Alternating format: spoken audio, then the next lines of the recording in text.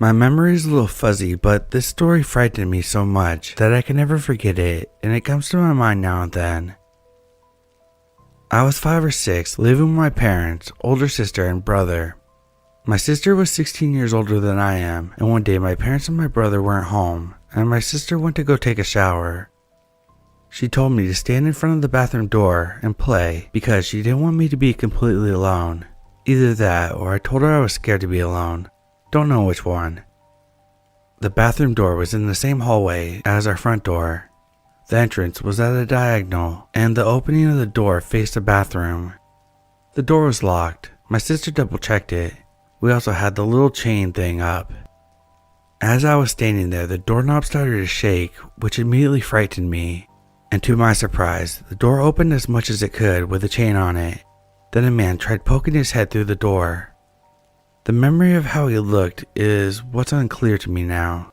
I can't be certain anymore, but almost positive he was bald and he was white with a pink hue to his skin, almost if he was sweltering hot or sweating or something. I don't remember seeing sweat though. His face had no expression and he just pushed his face through the door as much as he could and then looked at me. Didn't say a word. I was just frozen staring back at him. I was so scared I couldn't even move. I'm not sure how long it lasted. I felt as if he could have put his hand through and flipped the chain to come in if he wanted to, but he just kept staring. He stuck his hand through the door and just gripped the edge of the door. I remember his knuckles turning pink from his tight grip. At some point, I turned to the bathroom door and screamed and pounded on the door for my sister to come out. She of course did as fast as she could, and the man closed the door and left. My sister vaguely remembers this to this day as well, but she didn't see anyone when she looked out the window. I don't know what that was about, but it was creepy as hell and is one of a couple creepy memories I have from that house.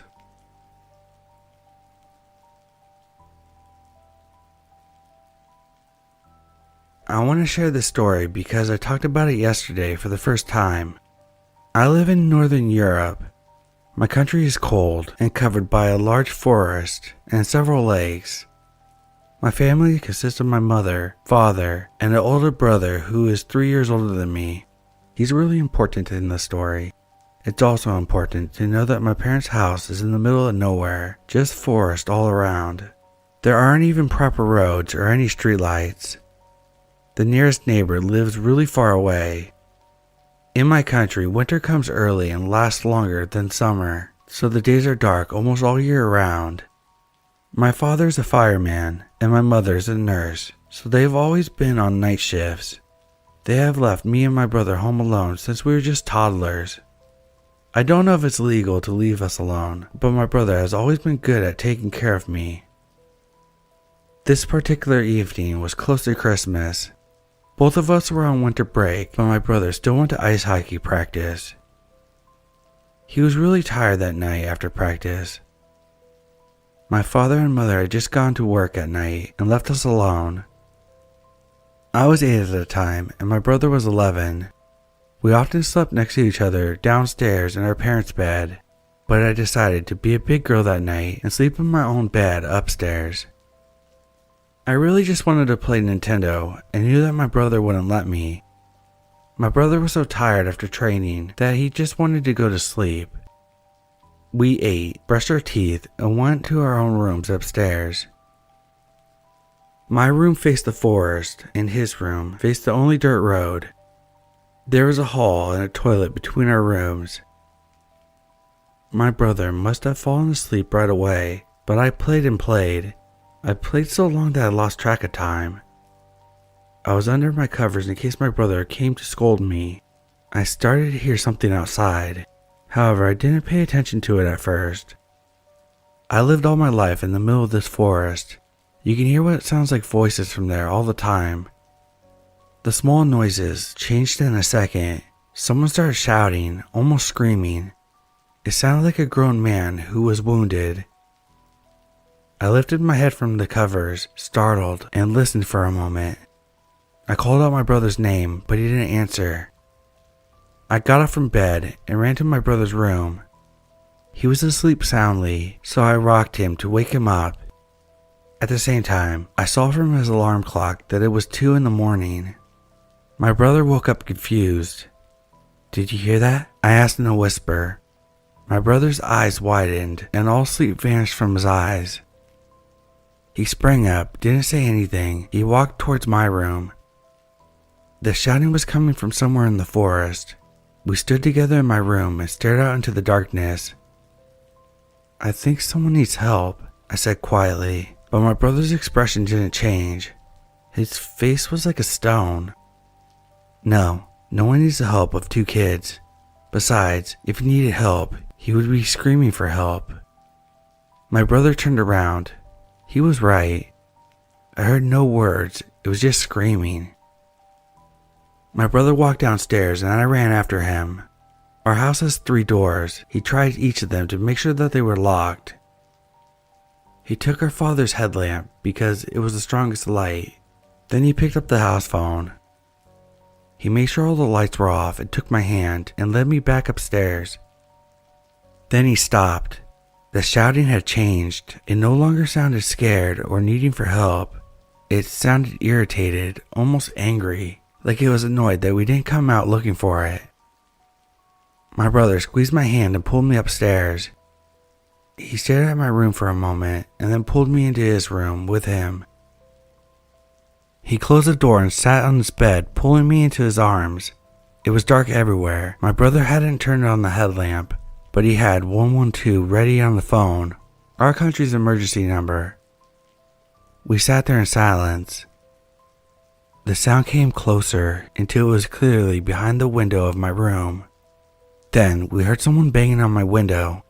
I started to sob, but my brother stroked my head to calm me down.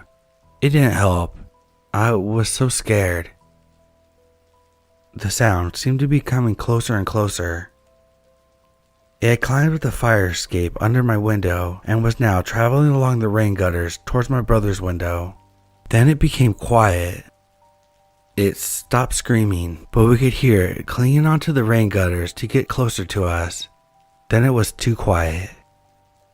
My brother turned on the headlamp and pointed it towards the window. Nothing. He turned off the light and waited for a moment, then pointed the light at the window again. Nothing. He did the same thing. He turned it off and waited. Again, when he turned it on, nothing. But just as he turned it off the last time, there was a big crash as a pile of snow had dripped from the roof down to the terrace. My brother flashed the light on the window. There was something on it, the kind of mark that is left when you breathe too close to glass in cold weather. My brother and I immediately turned off the light. Whoever it was had fallen down because my brother's window had nothing to hold on to. We started hearing moaning. It sounded only partially human now. It sounded more like a bear. If you ever heard the sound a bear makes when it's been shot, that's what it sounded like, but it had the touch of a man.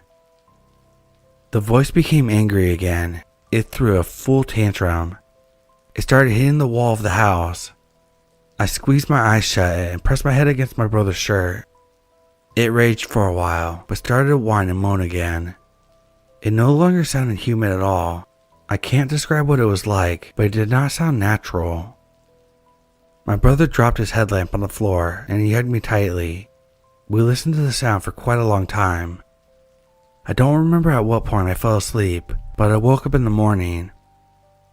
The beautiful sun reflected against the white snow, and I was laying in my brother's bed and he was sitting next to me reading comics. He smiled at me. Had I just been dreaming? I didn't have time to say anything when I heard the lock on the front door open. It was 9 o'clock. My dad had came home. My brother cheerfully jumped out of bed and ran to greet my dad downstairs. Maybe I just had a nightmare and went to sleep next to my brother.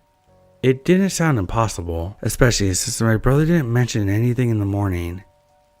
I convinced myself that I had a realistic nightmare. I believed this for many, many years. However, that changed. My brother came to visit me yesterday. Nowadays, I live in the capital of my country, far from my mother and father, because I go to university.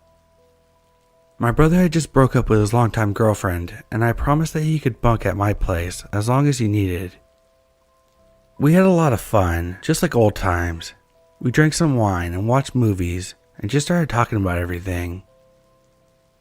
Then we started talking about deeper things, which usually happens after drinking wine. I turned to look out my window. Winter was coming and it was already dark. It brought back childhood memories. I told him about the dream I had when I was little while I was staring at the street lamps outside. This darkness reminds me when I had a nightmare as a child, a dream that someone was screaming behind my window and I hid in my room with you. Wasn't I a strange girl? I said as I laughed and turned to look at my brother. My brother's now 23. He is huge. He is into bodybuilding and has a blonde beard. He looks a bit like a Viking, and I've never seen a look on him like that as an adult. He looked at me with big eyes. He was pale, like he had seen a ghost. I freaked out a little. What? I asked awkwardly. You remember that? He asked. I got quiet. What do you mean? Wasn't I dreaming? I was so confused. My brother looked really startled, as if I had dug up a memory from his mind that he wanted to forget. Answer me. I thought I had a nightmare. I was getting startled too. My brother shook his head. I thought you wouldn't remember that. You were so little. I hoped you would forget. My brother looked at me blankly and told me his side of the story. He told me that I had fallen asleep in his arms from exhaustion. He put me on his bed, but he didn't fall asleep himself. He sat by my side all night like a guard dog. As the morning had begun to dawn, the sound began to fade until it disappeared. My brother still couldn't sleep. He decided to start reading comics to pass the time. In the morning when my father came home, my brother had gone out to look for tracks, but it had since snowed all night and in the morning. All the tracks were covered. For the next week, my brother would visit my room several times at night to make sure I was sleeping safely. We started talking more about what happened. Neither of us have ever mentioned what happened to anyone. I asked him why he didn't call 112, but he just shook his head. Who would have believed me? He was right. It would have sounded like a prank invented by little boys. My brother also said that he was annoyed that he didn't flash the light on the window sooner. He wanted to see what that thing looked like. I was just happy that I hadn't seen anything. I'm also happy to know that I'm not crazy. It wasn't a dream. I have a witness. My brother experienced it too and remembers it better than I do. No one else has to believe me. No one else would believe me.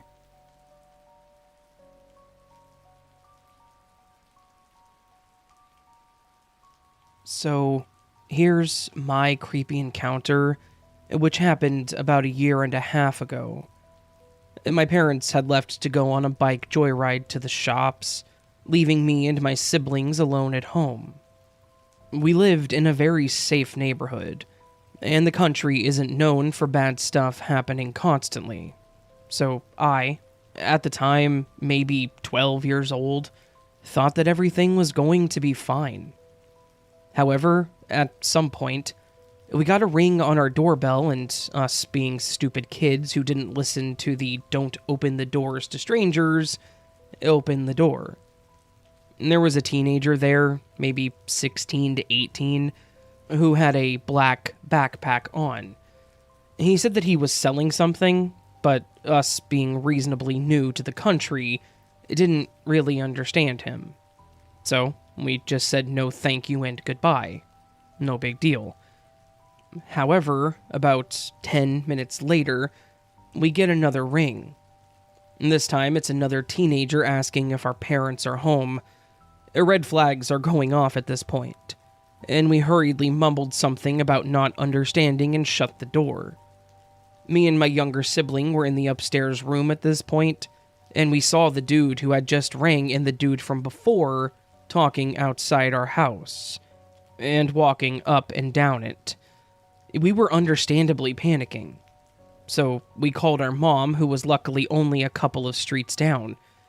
When she arrived, we saw her asking the boys something, and then they left. As you can imagine, we got a pretty big telling off from our parents, but I didn't care at that point. I don't know if those guys were planning to rob us or something else, or maybe they were just being sketchy teens. But that really scared me, and I still think about it to this day.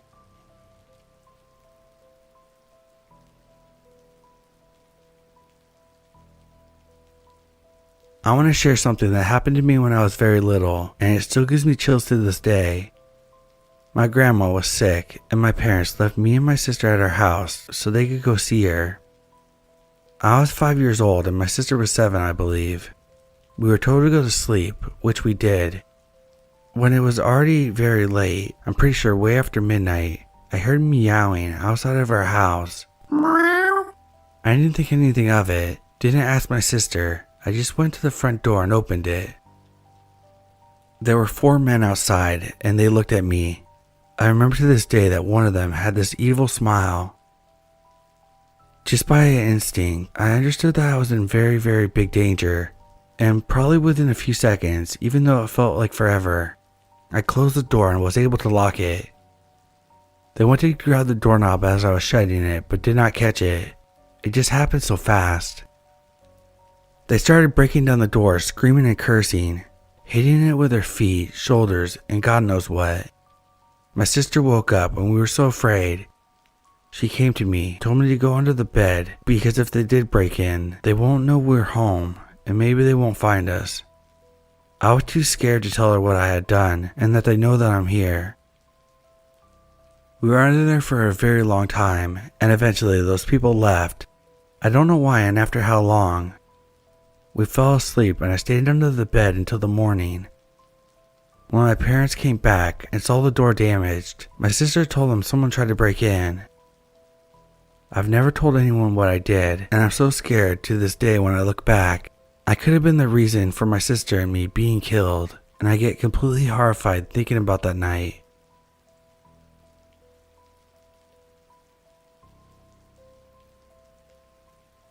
I live in a city located in a valley with a lot of smaller towns up the hills and mountains around it.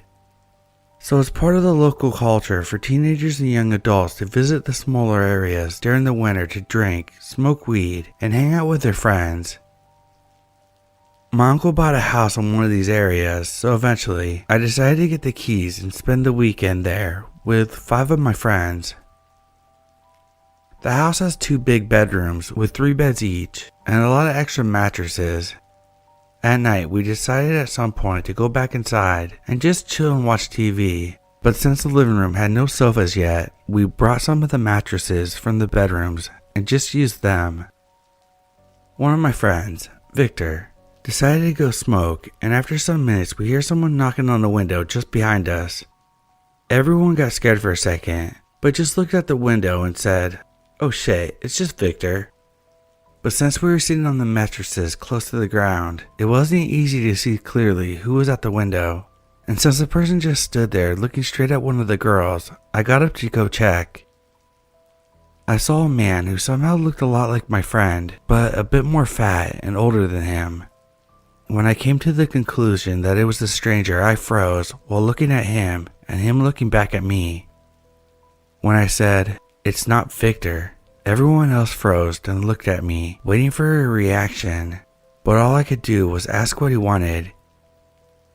He just stood there for a second and asked, "There's a bar nearby and we need a drummer to play in our band. Is any of your friends a drummer by chance?" Which, weirdly enough, I am, but I just told him no, and after some extra long seconds looking at us, he left. Victor came back and we made fun of the situation, making jokes on how it was him messing with us, etc. Later on, most of the group decided to sleep in one bedroom and leave the second one for me and one of the girls since they saw us kissing earlier. We all go to bed, but some hours later I wake up to the girl shaking me in horror and whispering that she heard something coming from the kitchen. Tell her to lock the bedroom when I leave to go check the sound, like the moron who always dies first in films. As I pass the second bedroom, I think about calling someone else to join me, but as soon as I see them all sleeping, I hear something at the kitchen window.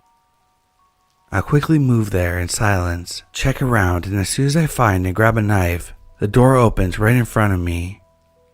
It was the same guy.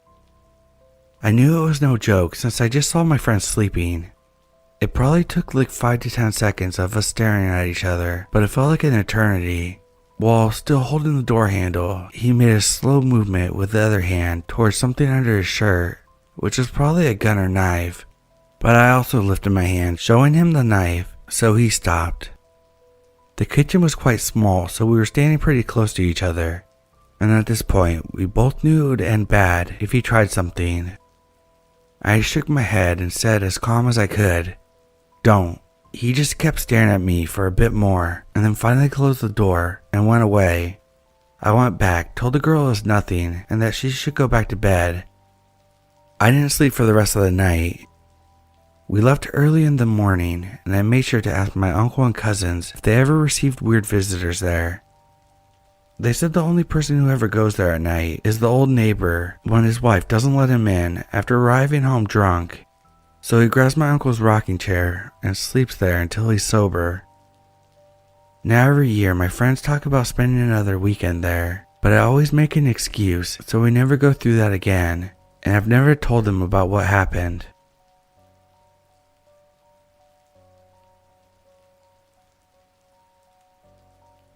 A few years back, I was living with my aunt and uncle after moving to a new state. They had just moved into a new home in a new subdevelopment. In this area, door-to-door salesmen swarmed the new developments and new builds for water softeners, cleaning supplies, solar panels, generators, and the Kirby vacuum people. They wandered the neighborhood all day knocking on doors, but were usually gone around 5 p.m. This particular evening, I was home alone with my dog, a mutt who was mostly a black lab and an unknown mixture. He's roughly the size and weight of a full-breed Labrador, but he had a stockier build and long wiry tail. He was a gentle sweet baby who was upset if someone spoke harshly to him. I'd never known him to be threatening to anyone. My aunt and uncle were out celebrating their anniversary. This time of year, the days are getting longer, and it would get fully dark by around 8 p.m. It was about 7 p.m. and starting to get dusk when someone rang the doorbell and knocked on the door. The door was one of those thick glass oval windows, and I could see the door and who was there from the kitchen. I was going to ignore them, but unfortunately, they could see me and continued to knock, so I went to go answer the door. My dog followed me, but stood off to the side in the shadows of the dining room. The person at the door was a young man, about college age, dressed in a collared shirt with a tie and khakis. Looked a bit like a Mormon missionary with his style. He was thin and about my height, 5'8" to 5'9". I figured he was a salesman of some sort, but I thought it was odd that he was out this late in the day. I thought I'd open the door a crack, tell him I'm not interested, and then lock the door. I opened the door a few inches to speak through it, and he started his spiel about Kirby vacuum cleaners, and he wants to come in and give me a demo. 1. It's not my house. 2. I know once they get in, they aren't leaving without selling something, and I have no need for an overpriced vacuum, and I don't have $1,000 plus to spend anyways.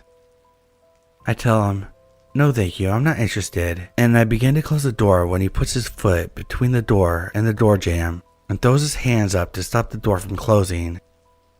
This was when I was like, what the fuck, and I hear vicious growling behind me to my right, and then a loud, deep bark as my dog lunges for the door. I grab him by his collar to keep him from going out the door. The guy's mouth drops open, his eyes get really wide, and he looks like he's ready to pass out or pee himself as he jumps back from the door and backs away saying, "I'm sorry, wrong house," and turns and runs to the other end of the driveway where a car with 3 men pulls up and gets him. They speed off, tires squealing. I told my aunt and uncle about it when they got home, and we told a few neighbors so they could keep an eye out for unusual behavior. It's possible that they were a team of Kirby salesmen. They do travel in teams of 4 and follow the door knockers in cars with vacuums, but I was suspicious because it was too late in the day for them to be knocking on doors, and if it was a team of 4, usually they had a team with 2 or more women in the group because they are knocking on doors, and women are less likely to let a strange man in if they're home alone. So to the Kirby salesman working late to meet quotas or a team of home invaders, I don't know, but Cosmo wasn't going to take any chances.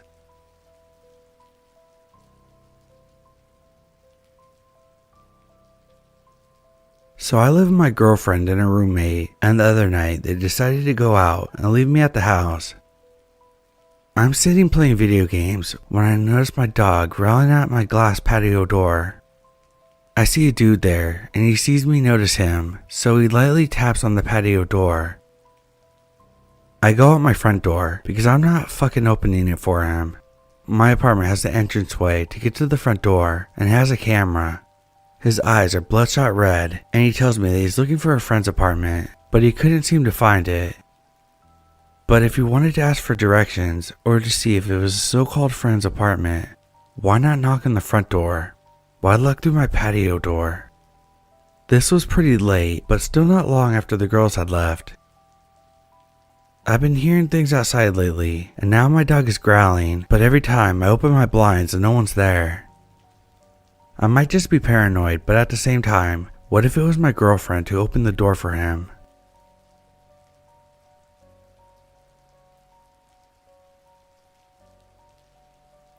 Hi everyone, my name is Leroy. I am 19 years old, and I currently live in New Zealand. I'm a student in this country in language studies. Important things to know, I'm from New Caledonia. I lived there with my parents, and so to summarize the situation, this is the first time I have lived alone. I'm in an English country, and I wasn't really good at English at the time, and finally, I didn't know anyone at the time of the story. So, it'd been about 2 weeks since I arrived. To describe my apartment to you, when you enter, you immediately come across the living room, the dining room, and the kitchen. The living room was on the roadside, so on your right when you have your back to the front door. The wall of the living room facing the outside is a bay window. The shutters are the old type, you know, the ones that go up by hand. So when you face this window, on the right there is the door to my room. The window is on the left as you enter inside. My bed has the side sticking to the window, and finally, last thing, you see the fire escapes facing the street. When we go up the stairs, we land on the balcony of my apartment. This one is therefore sticking to the glass that I described to you. So, it's around 11 p.m. when this story takes place. The cars have their headlights on. The lights from these are reflected on my window. Until then, everything is fine. I'm on my computer and I can suddenly see what is happening on my balcony. I admit that sometimes it happens to me that with the lights, I have the impression of seeing a shadow on this one.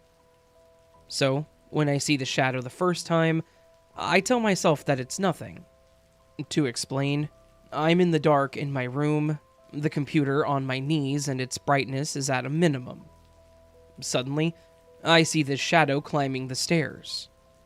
The first second, I tell myself that it's the lights.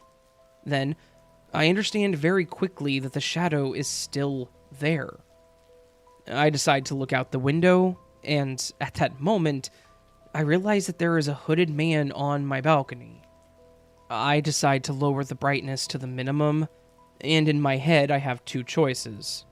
Either I react, and I don't know what's going on, or I wait. So, I decide to wait. The guy comes up to my window and starts knocking on the window for a minute or two. I admit that, in my head, the time seemed a lot longer. So he stops, and I start stressing for me that he saw me, and that's the end. I want to remind you that I can't really call anybody. So he finishes knocking and pulls out a can of paint. He's tagged all the windows, living room and bedroom, and then he leaves.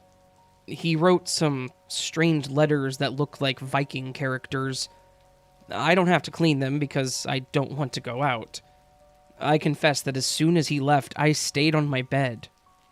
I can't really understand why this happened. After a good 5 minutes, I called my mother, and since that day, I haven't heard from this guy. That's all for me.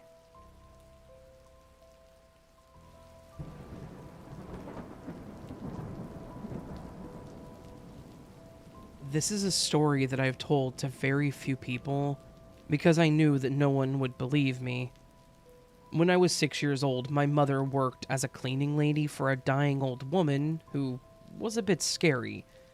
She had hired 2 cleaning women, so my mother worked with another woman who also had a son. I got along relatively well with this other child. However, he was sometimes quite strange. In fact, the old woman really didn't like children, and I remember her asking us to be good, otherwise she would call the monster, which was obviously just a simple model on her balcony. But the other child seemed completely terrified, and I remember that I spent a lot of time winnowing at him and calling him a sissy. He told me weird stories, like the appearance of a monster at night. Just classic kid stories. It was then that one day the dying old woman told our mothers that she no longer wanted us to come because we were rather turbulent. My mother was initially annoyed, but decided instead to call the son of a friend of hers who was unemployed to look after us. This is where the strange stories begin. This guy who watched us was called Kareem. He was between 18 and 20, but I remember him as a guy who traumatized me. His goal was clearly to scare us. However, he didn't do it in the classic way. In fact, he was doing terrifying things that, even to this day, I couldn't explain. First of all, he often told us about a dog, which he said was very naughty. I remember that the other child wanted to see it at all costs, so one day after our mothers left, leaving us in the care of Kareem, he asked us to go to the kitchen. I remember being very hesitant to follow them, and they called me a coward, and then I ended up following them. That's when he opened the fridge. However, we were in a blind spot so as to not see the inside. I heard a very strange noise, like something eating, and then he took out his bloody hands. Today, I think it's perfectly explainable that it was just a bad joke. Young me was just gullible. So Kareem was that kind of person. And when I told my mother all of this, she seemed to ignore it. It was then that one evening my mother invited the mother of the other child and Kareem to my house. That night, I had planned with the other child not to sleep, so we decided to disturb our mothers and Kareem. We made noise, we fired projectiles with toy guns, and that's where I saw him. A super tall man came from the corridor and looked at us in our room. We shouted at the man, and then he ran and disappeared. My mother heard us and had come to reassure us. We ended up sleeping in my mother's room. There was a closet in the hallway, and I don't know why, I had always linked this closet to this strange man. Anyway, even today, I really don't know what happened. It was surely a joke by Kareem, but how was it possible? Kareem was in the living room with our mothers, and above all, only me and the other child had seen this thing. I dare not especially tell this story in general, because it seems too far-fetched and false. However, I know very well what I saw. It wasn't a dream or anything. It was real. Since I had seen the same thing with the boy, and my mother had reassured me that night. I would like to have your opinion on this story. Tell me what you think, and help me to lend less importance to this thing that happened to me. Also, I don't think that it's a paranormal thing or something like that, and that's why I'm posting it here. This man was probably real, and I absolutely don't know what the hell it was.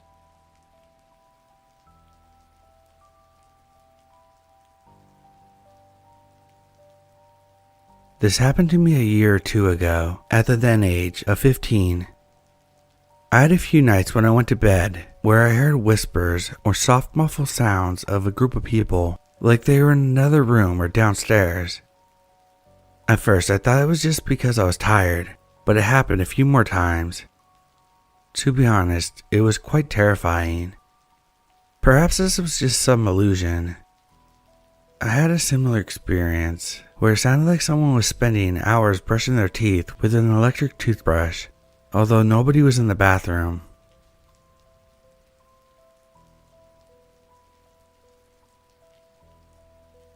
So I'm sitting in my living room in the pitch black darkness at 4 a.m. just on my phone, and some lady started knocking on my door saying, "Housekeeping." She did this around 3 times while I stood up and froze. Then I heard it angrily mumble something like, "Fine, call the police."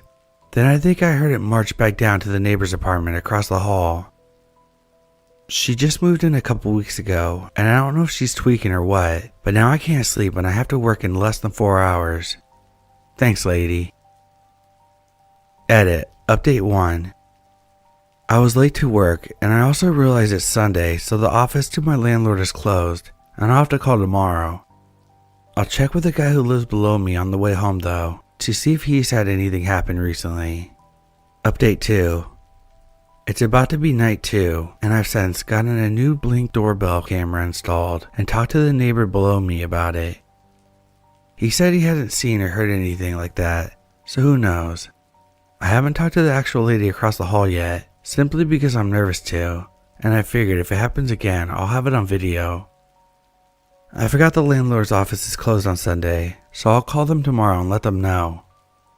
Update 3. It hasn't even been long since I put the doorbell cam up, and I already have really creepy footage of the neighbor acting weird and staring at my door.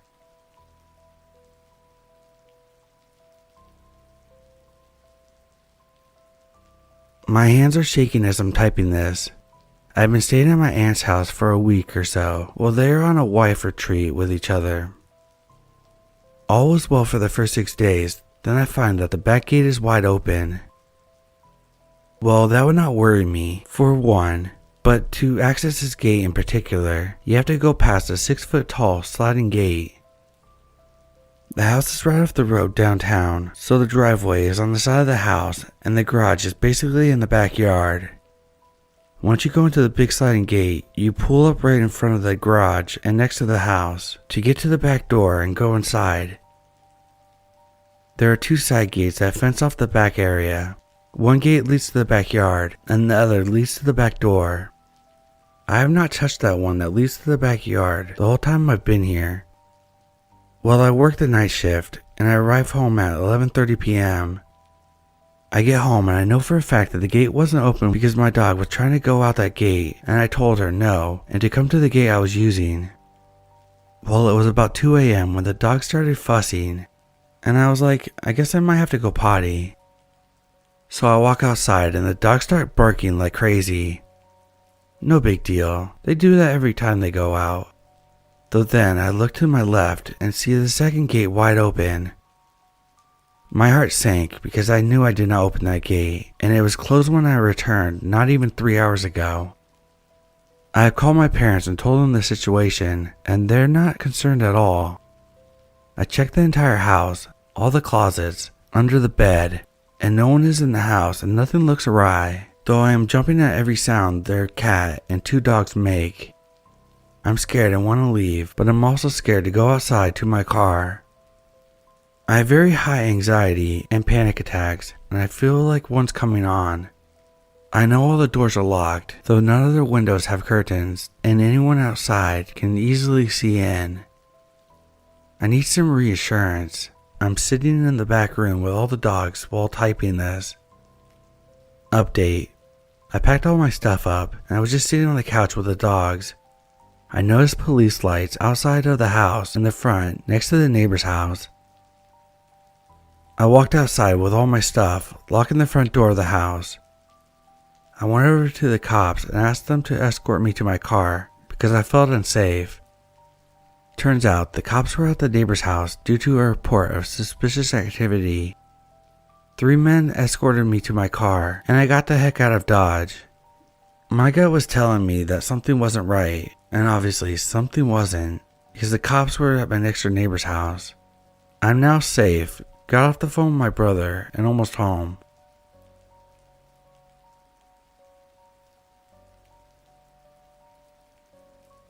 It was around midnight. I was home alone sitting on the couch reading by the TV light, which is not good lighting by the way. I was struggling to fall asleep. Our couch rests up against a window with shutters that basically remain closed to keep the house cool. While I was reading, I heard a slightly playful sounding meow. I froze for a moment. I wasn't sure if I heard correctly. It was bizarre, and it was a very clear human saying meow. I remained frozen, and about 2 minutes later, I heard another booming meow come from behind me again. The window was not open, the shutters were also closed, but the voice was right behind me. A chill went through my body, starting at the base of my neck, and I sank down further into the couch until I basically melted to the floor and hid behind the front of the couch. I laid there alongside the inside lining so I couldn't be seen from any of the cracks in the shutters or through the huge backyard sliding glass door. I remained in that position until morning. I didn't move. I just lay there staring into the dark house, hoping that I'd never hear that meow again. Nobody ever confessed, but to this day it freaks me out. I'm afraid of dark backyards at night, and I always sleep with the back light on now.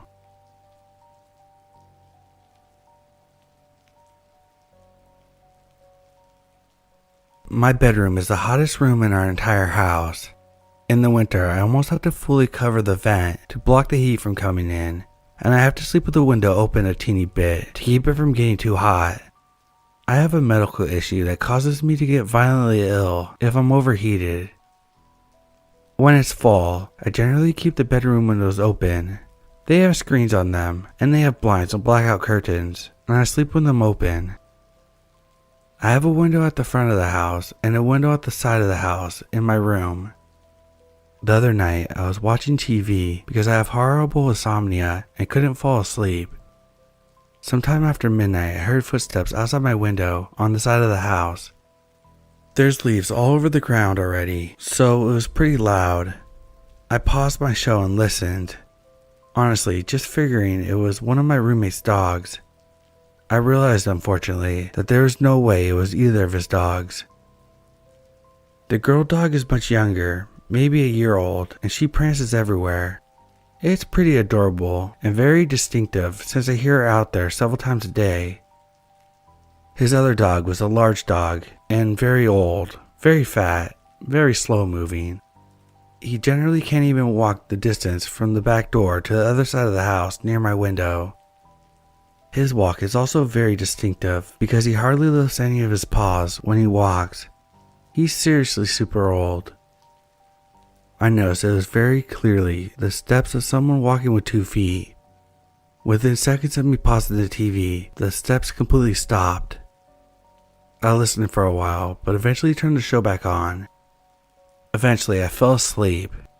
Just a little while after I dozed off watching TV, I was woken up by my cat frantically jumping on my head to look out the side window. He never looks out that window when I'm asleep because he can't find a way to look out that window without stepping and walking all over me. His tail was puffed out and his hair on his back was slightly raised. I've rarely seen him do this.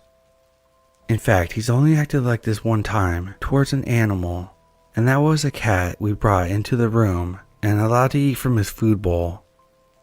He looks out the open window all the time. He loves seeing other animals. This took me from scared to absolutely freaked out. I paused the show again. It was unmistakably human steps outside my window again, only this time they didn't stop when I paused the TV, and they definitely weren't trying to be quiet.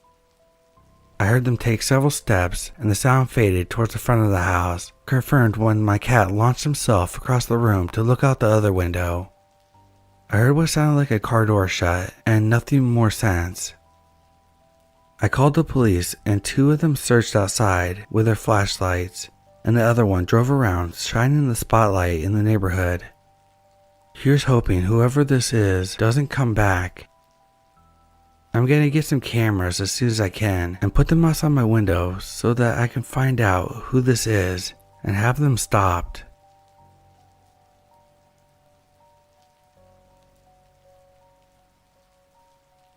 We moved into a suburban house in the southern US a few years back. When the pandemic hit, I found myself working remotely. It was great since I spent more time with my family and didn't have to spend 2 hours in traffic.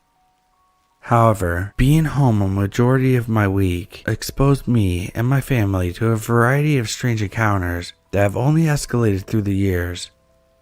Early in the pandemic, we got a knock on our door mid-morning. I was in a meeting, but I heard my partner open the door. I could tell by the voice that it was our next-door neighbor, an older woman who lived alone. She was in the process of moving, and had stopped by every day or so to give us a few odds and ends that she didn't want to take with her. However, within seconds, my partner called my name with a worried tone. I excused myself from the meeting, and I head over to the landing, which is open to the front door below. Both my partner and neighbor look slightly panicked. My neighbor says, "There's a strange man sitting on our back wall. What do we do?" For context, my house is on a green belt. There's about 500 yards of woods and field until you hit a 4-lane road and a small shopping plaza. Our back wall is smooth, concrete, and is about 6.5 feet high. The ground on the greenbelt is sloped, which ends up making the wall about 7 feet high on the greenbelt side. A taller person with considerable effort could probably scale it. I initially think there's no way that someone's up on that wall right now, but sure enough, I run downstairs and look through the back sliding glass door. There's a middle-aged man smoking a cigarette with both feet hanging into my yard. He's kind of lazily staring at the back of mine and my neighbor's houses. My adrenaline starts kicking in. My kids' swing set and toys are in the backyard. I hate confrontation, but I seem to be automatically moving to open the back door. My partner asks, "What are you doing?" I open the door and step out onto the porch and start walking across my yard. As I get closer, I can tell that this guy is bugging and is probably homeless. He notices me when I get about 6 feet away from him. I'm trying to stay calm and not to escalate. "Hey man, what are you doing up there?" He gestures around, enjoying the view. I interrupt him. "Yeah, you gotta get down and go somewhere else." He kinda just stares at me and swings his leg over to the other side and stays put. "Please get the fuck off my property," I say more forcefully this time, trying to hide any wavering in my voice. Yeah, okay." He slides the other leg and jumps down, disappearing from view. Never saw that person again, thankfully. A few months later, I'm still working from home. My partner and kids are gone, so I'm alone. There's a knock at the door. Usually I ignore them unless I'm expecting someone. Most of the time, it's either Amazon or a solicitor. They usually knock once and then take off. However, this person leans on the doorbell and knocks again. Annoyed, I leave my office to go see who it is. I make my way to the door and can hear a muffled conversation taking place on the other end before I can look through the peephole. I get to the door and look out. I see 4 people all dressed like they're heading to a business lunch. 2 men in their mid-20s, an older man, and a young woman towards the back who couldn't have been more than 20 or 21. I slowly open the door out of courtesy, and the older man immediately gets uncomfortably close to me and starts speaking forcefully in a foreign language. I didn't understand. It takes my brain a moment to catch up. "I can't understand," I start to say. He pauses and says in English, "You can't speak Russian?" I reply no. Then there's a long moment where we kind of stare at each other. He looks like he doesn't believe me and is glaring. "Where's the nearest Russian church?" he asked, while the others stand there silently behind him. I have no clue. I generally had no idea if such things exist in southern USA. He thanks me and then they all walk back to their nondescript sedan and take off. They didn't stop at any of their houses on the street.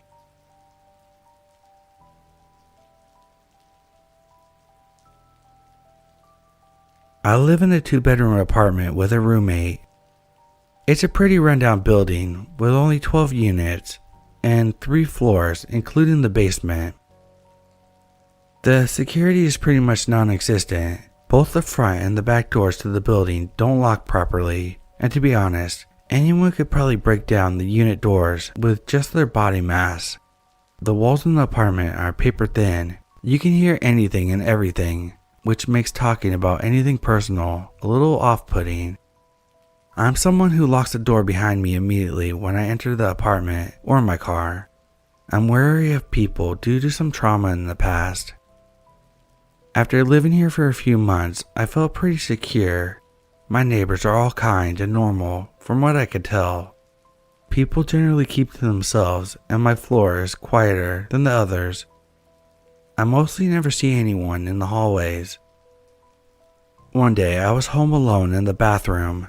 The knob handle on the door in the bathroom does not have a lock on either the outside or on the inside. When I went to open the door to get out of the bathroom, I couldn't turn the knob. I immediately started panicking and thinking the worst possible reasons for why the doorknob wasn't turning. It was as if the knob was frozen. It wouldn't even jiggle the normal way a locked door would. I regrettably didn't have my phone with me, so I couldn't even call my roommate to come help. I started trying to open the door, and after 2 or 3 minutes of pacing in a very small bathroom, I tried again, and the door opened normally.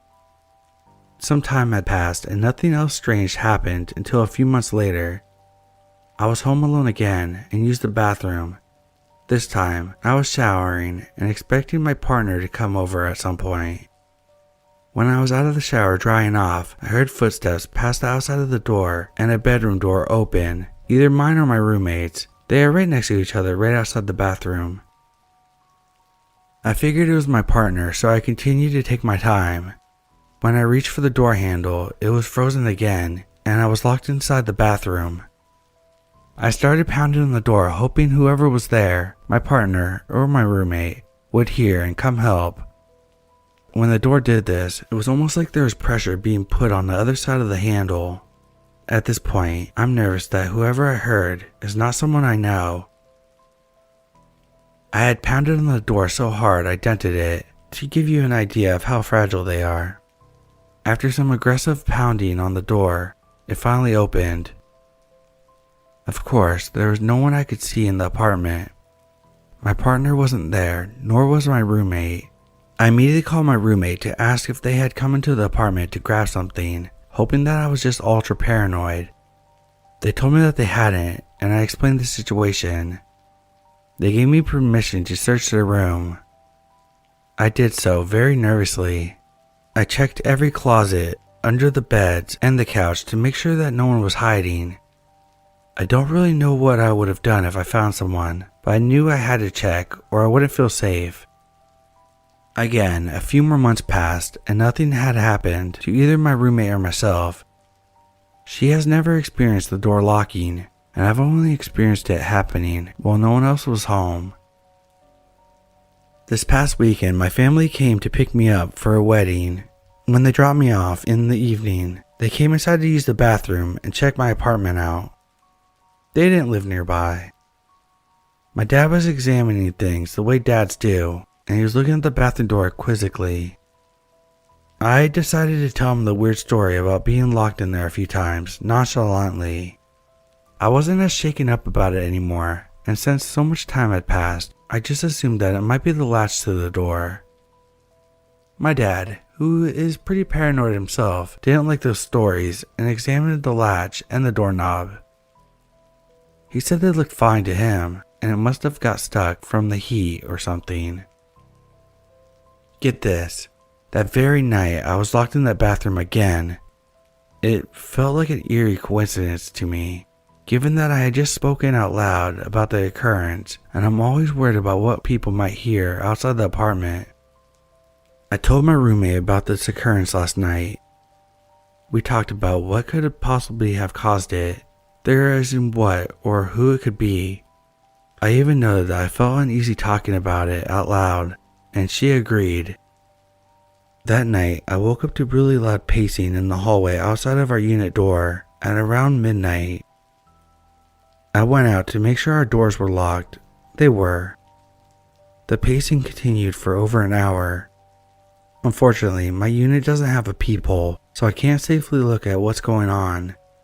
Could be entirely unrelated, but it's certainly abnormal behavior for folks in the building to be lurking in the halls late at night. What do you think? Should I be more concerned, or am I just ultra paranoid?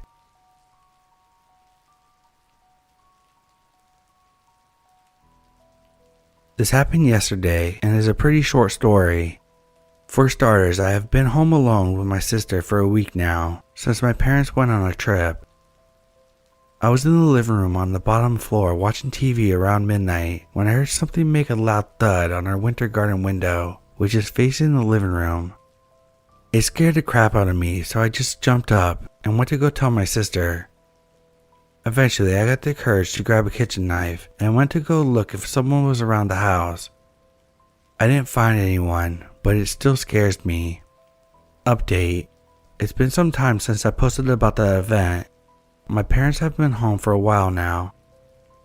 Today, my dad called me downstairs and showed me that someone tried to get in through the door with a crowbar in the winter garden, where I heard that thud. I am now fairly sure it wasn't a bird.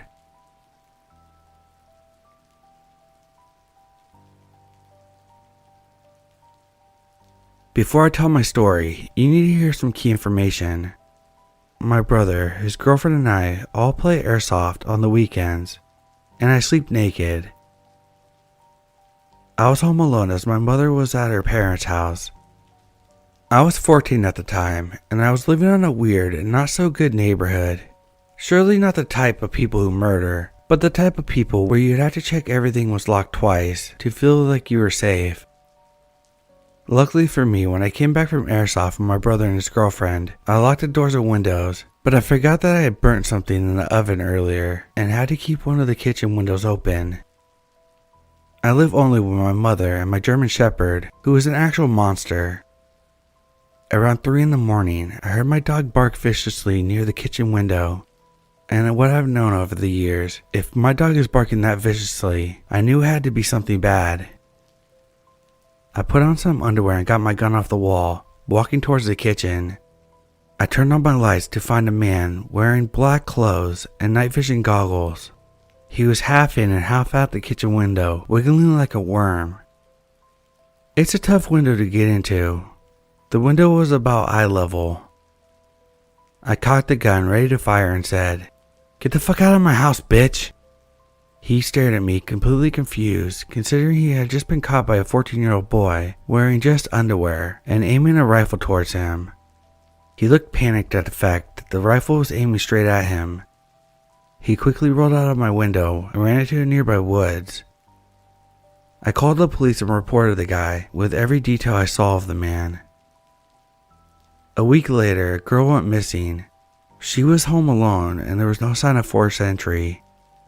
The man has since been caught for sexual assault and the murder of 2 children just 2 streets away. In his police interrogation, he confessed stalking the children by watching them in their houses at night, and he used night vision goggles.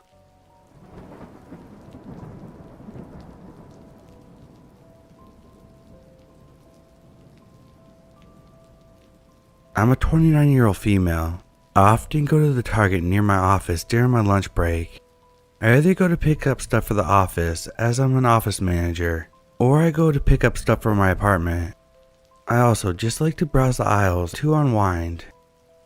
On this particular day, I just went to browse.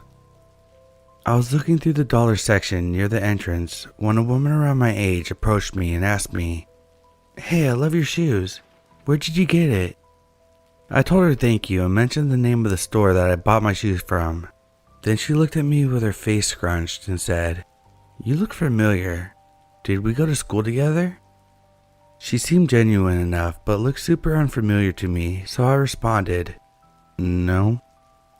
She looked a little taken aback by this, and then quickly said, "Well, my mistake, have a good day," and then began looking for something on the shelves behind me. After about a minute or so, I decided to move to the snack aisle. I was looking for some chips until I noticed the woman at the end of the aisle holding something and looking at me. When I turned to look at her, she looked back down at the bag of candy that was in her hands. At this point, I didn't really think anything of it. If anything, I had assumed that she was still trying to place me as someone she knew. It wasn't until 3 to 4 aisles later, when I kept catching her looking at me, that something began to feel off. I walked over to the cleaning section to see if she would follow me, and I noticed her again. This Target was particularly busy, so I felt okay approaching her. I asked her why she was following me. She replied, "No, of course not. I'm just shopping around," with a smile on her face. I told her that it was making me feel uncomfortable because I felt like she was. She stated that it was just a coincidence. I didn't want to press it any further, so I told her that if I saw her again, that I would be telling Target security and would be asking them to escort me to my Uber. No, I actually drove my own car, but I didn't want her to know that if she didn't know already. A few minutes later, I saw her following me again, and without hesitation, I told her I was going to talk to an employee about her. And while I was beginning to walk up to a store employee, I saw the woman walking back to the store exit to leave, or so I thought so. The employee stated that they couldn't really kick out the lady since she hasn't really done anything, but that I could have someone walk me out to my car if I wanted. About 10 minutes or so after this, I completed my purchase and checked out. I went over to customer service to have someone escort me to my car, and I saw the woman in the clothing section speaking to another young woman, and gave her the same line she gave to me. "Did we go to school together? You look so familiar." I have no idea what her end goal was, but it definitely gave me the creeps.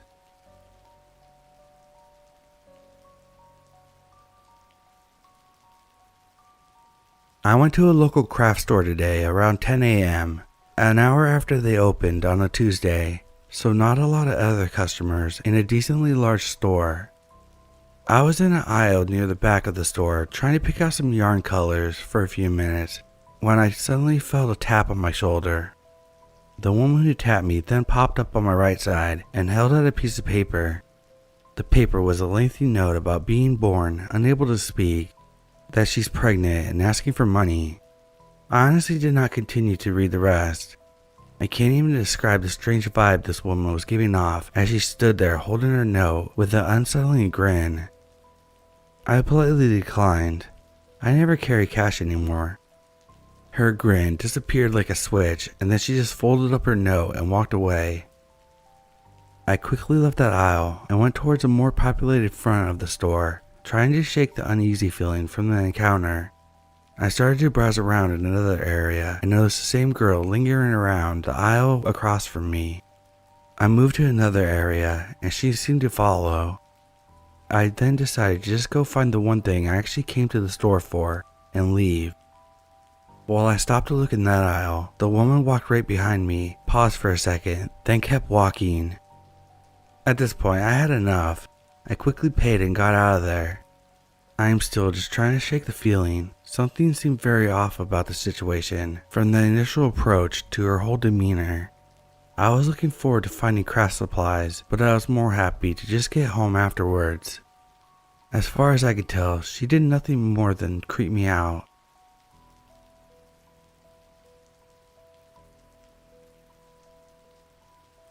I live 10 minutes away from Walmart, but honestly would rather drive 45 minutes to the next town's Walmart. The Walmart by me is just unpleasant. My brother and I decided one day to just go because we needed something quick and was short on time. We went in and browsed the electronics section. Sometimes they have cool stuff. With nothing found, I browsed the computers while my brother quickly looked at LED lights. As I was walking away, I noticed a tall man with gray hair walking super close to an older lady, and I just thought they knew each other. When I passed him, he got super close behind me. My eyes bugged out on my head because I knew how close he was, and my brother looked behind him because I was walking towards my brother. His eyes bugged out too, so I knew I wasn't imagining it. He got so close that I decided to turn around to see who he was, and I didn't recognize him, and I ended up darting into the next aisle when my brother came up behind me and said to keep walking because he was behind us. Next to the electronics, the next aisle over is the arts and crafts supplies. We kept walking and my brother peered behind us and he loudly whispered, "Oh my god, he's following us. Go, go." We made it to the auto section, which was the main reason for the visit. I was relieved when we got there, as there were more people around than in electronics. After getting what we needed, we made our way back to the electronics to pay. It was over 20 minutes since we last seen the Danny Phantom looking guy. We turned the corner and we see the guy again. His eyes dart right at me as I try to ignore it. The ladies at the electronic checkout looked a bit off and I noticed them speaking Spanish. I picked up that they had called security because the guy was just standing there. Meanwhile, in line to pay, security comes up and asks the guy if he's waiting on someone, and he replied no and turned away. After we paid, I told my brother that's why I don't shop here anymore. As we walked to the front of the store, the same guy was following us out. We ran to our Jeep and locked the doors. My brother described his eyes as hunting eyes, dead and soulless. I don't know what happened after we left, but I now don't shop anywhere near my home to avoid the weirdos of my city.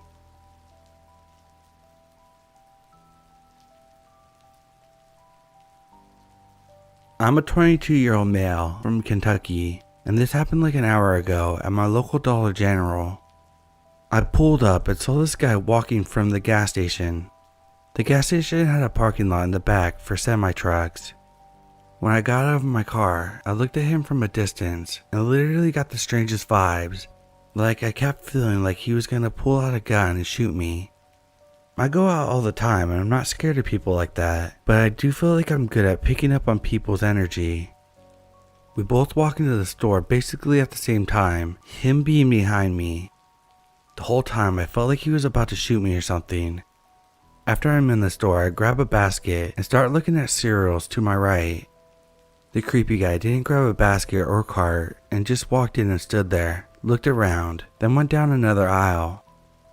He walked past me a few different times, and when I was looking at the candy, I saw him walk around the corner and he was standing on the opposite of the aisle that I was on, and I swear that he was watching me through the crack. I didn't see him anymore until after I checked out. I saw him walking back towards where the semi-truck drivers park. Possible serial killer alert. He was also not walking straight, like he was slightly drunk. Why was I getting such insanely creepy vibes, and why did he look at me like that when we were walking in?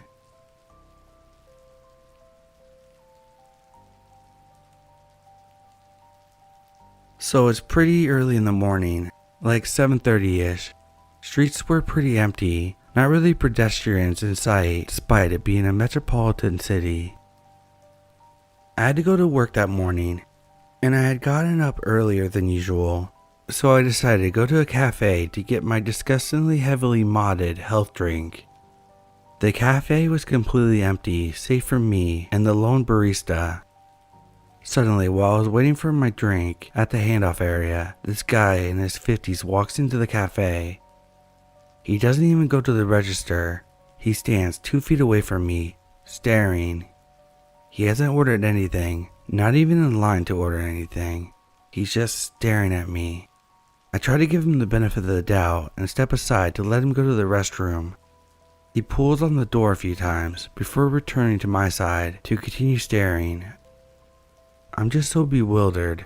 I just give him this look. I don't know, like I'm shocked or something. I mentioned to the barista that he's a creepy weirdo, and he immediately leaves, sits on one of the outside chairs. I got my drink, go outside to leave for work, and he says something to me. I don't even know what he said because at this point, I'm so creeped out that I'm basically running to my car. I don't know what his problem was, never saw him in my life. His facial expressions when he was staring wasn't angrily malicious, but it definitely felt predatory as fuck. Something about the intensity of his gaze. I wish I would have heard what he said so I could have some context, but the entire experience was chilling.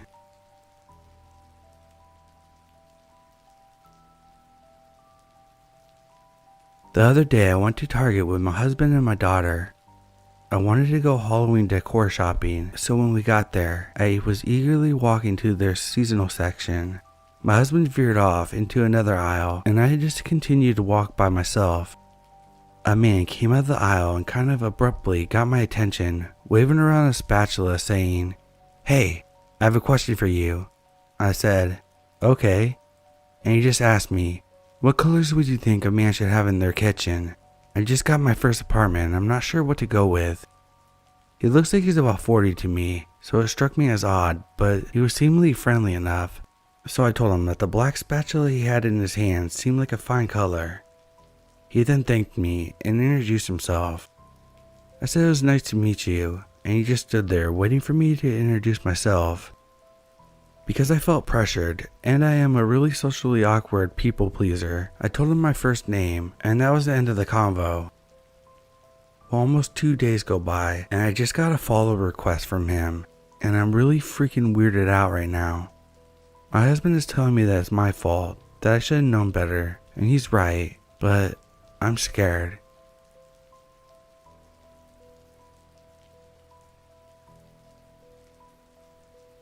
I'm a woman in my mid-20s. I went to Casey's earlier today, and when I tried to open the door, double door, it wouldn't open. I then pushed the left side and it started to open. A middle-aged man had his hand on the handle to the door as I opened it. Turned out that he held the right door shut as I was trying to get in. He did it as a joke and I faked a laugh and went in and shopped. A few minutes later I'm checking out and he gets behind me real close and repeats, "You just cut it," jokingly about 5 times. I thought he had left because it looked like he was checking out earlier and I hadn't seen him in the store. I was the only one checking out, so the joke was also coming out of nowhere. I didn't respond till the 5th time and said, "It's still early." He eventually stopped as I wasn't showing interest. Luckily, nothing else happened after that. Just super odd.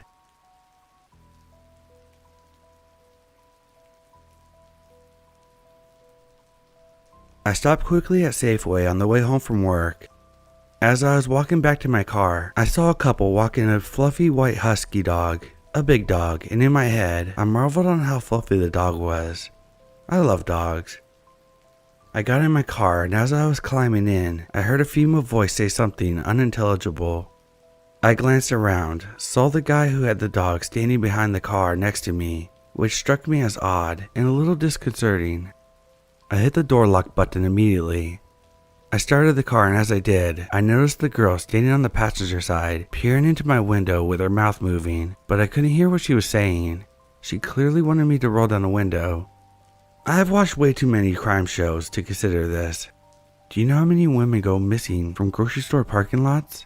Neither do I, but based on what I've watched, it's a whole fucking lot. I made eye contact for a half second, shook my head sternly, and put my car into gear. I reversed out of the spot, carefully not to hit her, but while also completely ignoring her, as she got more and more distraught, waving her arms and flailing at my car. She was wearing pajamas from what I could see, and getting more and more upset by me ignoring her.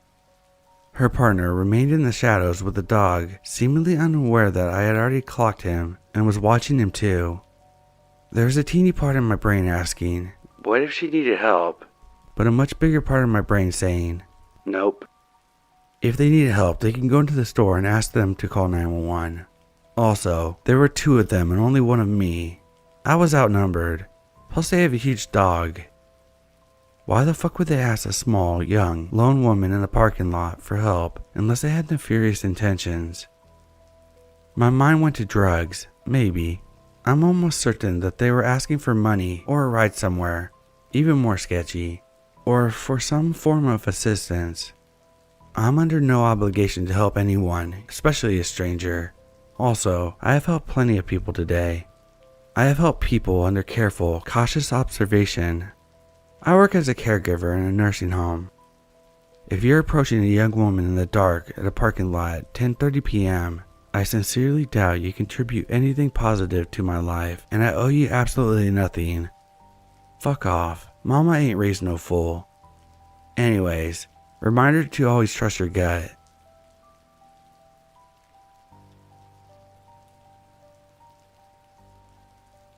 Dating myself here with the department store reference, but I'll do you one better.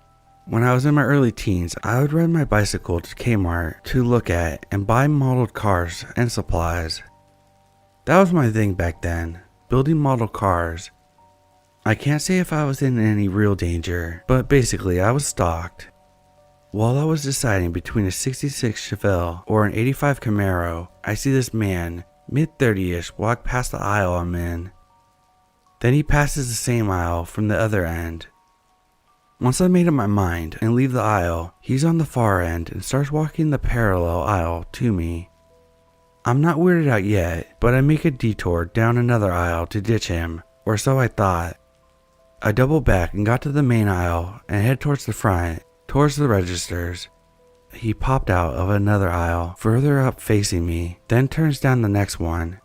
Each time I encounter him, he smiles, making eye contact. So I put my model down and turn 180, head towards the back of the store. There's a service entrance back there, so I make for that. Thinking I lost him or confused him, I still wanted to buy the Camaro, so I went back towards the front. There he is, sitting on a bench in the lobby, still making eye contact, still smiling. Now at this point, the obvious answer would have been to just turn around and bolt, but in an effort to keep my bike from getting stolen, I had secured it to the railing inside the lobby, and I didn't want to stand still in his presence. I quickly went back into the store and zigzagged down the aisles, trying to lose him. By now, I was significantly freaked out, but still don't want to make a scene. Every time I made my way back out onto the main aisle, there he was. I'm walking at a brisk pace, and he's just casually strolling, but always in my direction. At one point, I pass a sporting goods, so I pick up and start carrying a baseball bat. I pass him on the main aisle on purpose now, showing him my weapon. He's unfazed, just casually making his way up and down the aisles, still smiling, still eye contact. I'm just short of running now, almost back into the service department, when he gives up the subterfuge of chance encounters and directly follows me. He's not at my pace, but manages to keep up. I give up. I toss a bat and make for the service desk. A relatively stout African American man, hey, I think this guy, while throwing a thumb in his direction, is following me. Can you call someone? He hadn't came around the corner yet, so I never saw his reaction, but we heard crashing and heavy fast footfalls. He had ran towards the service entrance, knocking over a display on his way out. The service rider stood by me while the police were called. Once there, the cops took a statement, did a walk around. He was long gone. Then they put my bike in their cruisers and drove me home.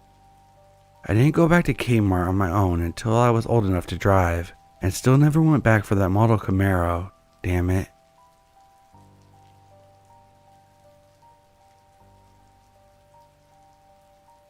Backstory.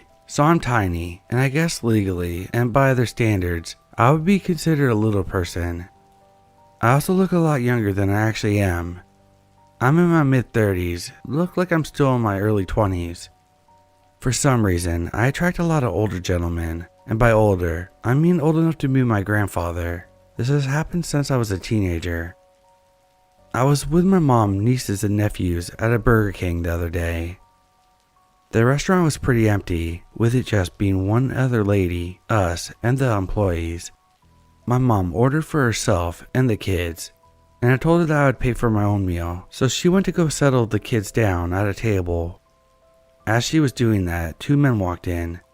I'm guessing father and son, walking up right behind me in line, and I'm already at the counter, standing very close.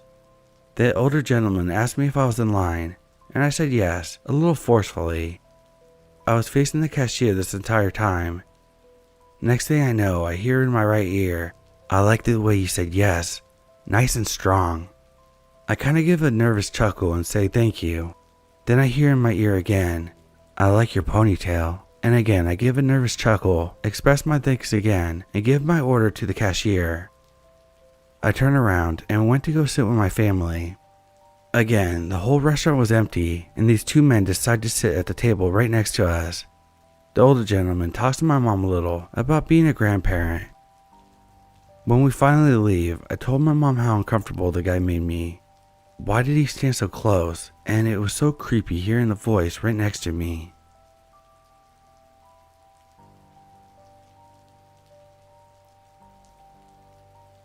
I ran to Target around 6 p.m. today, alone, to get some Alani's and coffee.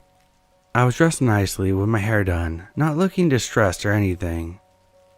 I walked past this lady on my way to get coffee pods, and I hear her say something like, "Oh my god, ew." I honestly figured she was talking about me, but I didn't really give a fuck, because I have really bad social anxiety and hate confrontation. I avoid it at all costs. Blah blah. I'm on the coffee aisle now, and I turn around and the woman is approaching me. She asked me if I believe in readings, and I said, I don't know. What's super creepy is, last evening, I was watching videos on something called Root, which is some sort of black magic. I was reading some pretty creepy comments. Anyways, she proceeded to tell me that I have blackness surrounding me completely, and that I'm cursed. She said that she doesn't know if it was passed down or was put on me in this lifetime. She said she could barely stand to look at me, and that I'm a beautiful soul that was trapped by darkness. The beginning of this year, I lost my first child to a horrific pregnancy loss where I could have died.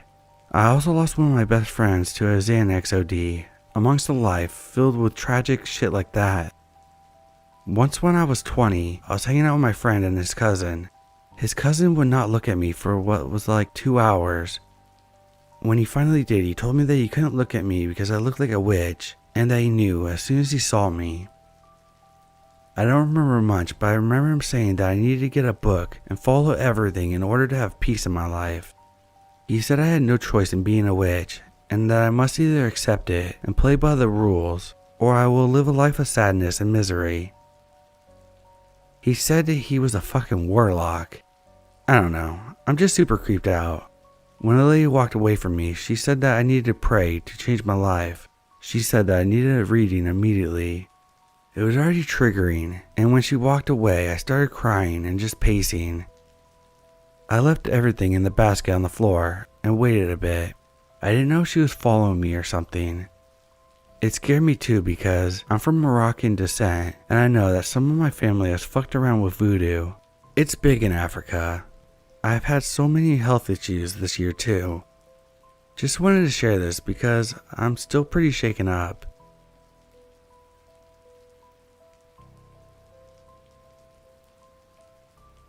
This happened to me when I was a small child around 6 years old at a discount store in Ohio. I was 1 aisle away from my mother, admiring toys, when someone walked up and took my hand.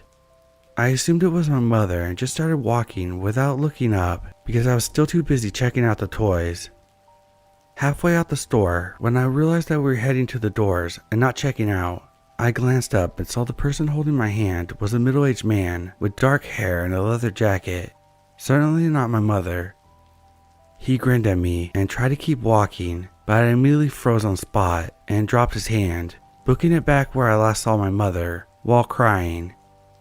Once I made it back to my mother, my memory becomes a lot more of a blur, but the next thing I can remember is being in the car with my mother while she sobbed on the phone with the police.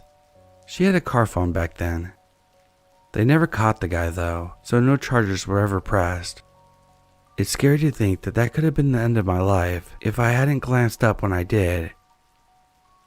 She never let me out of her sight in public again the rest of my childhood, understandably so.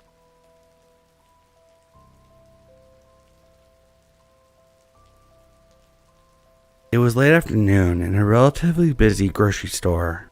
I was happy to find a parking spot not too far away from the entrance. I had just finished buying my groceries, and as soon as I walked out of the store, I see this man just standing around where my car was parked. I had to pass him in order to get to my car. I immediately feel something in my stomach that triggered me to walk on the opposite way, so I changed my course on a dime and just tried to make my way to the parking lot from a different direction.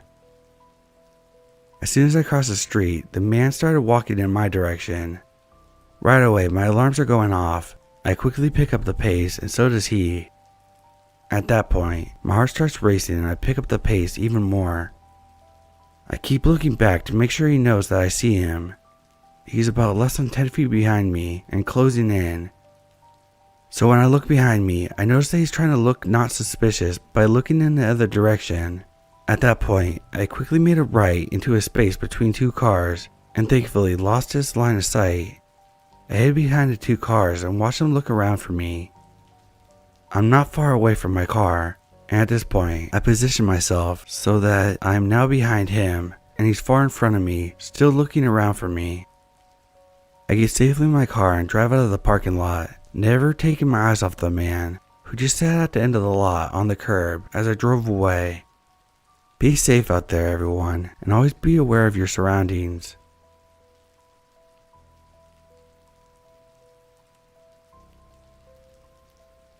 I'm a female, and this happened when I was 18. Back in October 2020, I was visiting my boyfriend, who was 17 at the time, in England for the first time. Since I had never been to England before, we obviously went sightseeing in London. And before anyone thinks that we were bad people, this was a few weeks before England went into lockdown again, and we made sure to wear our masks. So, on one of the days out, my boyfriend's mom decided that I should go see Camden Town Market, as it's a very popular area. When we got there, it was loaded with people, surprisingly, and many shops were open. My boyfriend and I split up from his parents and just walk around aimlessly, just seeing all the places and cool artwork on the building and such. Now, at this time, alternative clothing and music was very trendy on social media, and there were a few alt clothing shops on the strip of market. I saw a specific place that was crowded with merchandise, and even though I never actually wore alt clothing, I just wanted to see what the shop sold. Now, I won't actually give the name of the place for obvious reasons, but I just wanted it stated for a reason of the story that the shop isn't even there anymore. I have researched this place many times since this happened, and it's seemingly gone. So we head into the shop. It was packed tight with clothes everywhere. I genuinely couldn't believe how much there was, but it all seemed almost the same. It was all gothic alternative and was just spilling everywhere. Seriously, the walkway was so small. You couldn't even really see out of the store's front window. There was two guys working in the store, dressed like normal English guys, black hoodies, and just regular sweatpants. When my boyfriend and I walked up to the end of the store, which wasn't too far back as the store was very small, we stopped and looked at the clothes for a few minutes. It's something to note that my boyfriend and I are both very awkward and shy people. So when we entered the shop, I personally was already anxious socially as it was dead quiet. There was no noise. It was just us whispering, and even that felt too loud. I was trying to find a nice way to leave without seeming odd since we just arrived, and already I was not interested in the clothes. I pulled out my phone and guy one said something along the lines of, "No phones please." And there's also a sign above us that stated no pictures, so I just thought they didn't like pictures taken, which is fair enough. At this point, guy one was standing a few feet behind us, next to a side door along the wall of the shop, and guy two was sitting in a chair across from the side door. I was getting bored and just wanted to leave, so I whispered to my boyfriend, "We can go now." As we turned, guy one opened up the side door and said, "We have more downstairs, come look." Now, a few things to note. I'm slightly paranoid of being abducted, but then again, what girl isn't? 2. Yes, it's not bizarre for a shop in Camden to have a lower underground floor, as many shops we went to did. It was just slightly bizarre that the stairwell resembled a basement, if you will, not an open and large stairway to the lower level, like the other shops. Just one door that opened to a U-shaped stairwell into the basement. After he said this, my boyfriend, the silly nut he is, just followed the man downstairs. I stood in the doorway, having an awful pit in my stomach, and just watched him get halfway down, when all of a sudden guy number 2, who was still behind me at this point, said, "Go on." And I felt so uncomfortable after hearing him say that I just said, "No, I'm okay." I called for my boyfriend and said, "We're leaving, come on." and I just grabbed his hand and left very quickly. We walked down the road a bit, and I was very shaken up as it was a very bizarre situation. If they had more clothes downstairs, why did they say it's so creepy? Why not just say, if you're interested, we have some more downstairs, just let me know. My boyfriend was not as spooked as me. He actually told me that I was most likely overthinking it, and I understand why. It wasn't until I got home to the States and told my mom and coworkers about this encounter that anyone raised any sort of concern. Everyone I've told this story to has agreed that something was off, and on top of the store not being there anymore just makes me feel a little weirded out. I understand, it could have been a genuine store, but the no phone thing and the creepy basement gesture and the sort of way they spoke to us just made me not want to risk it.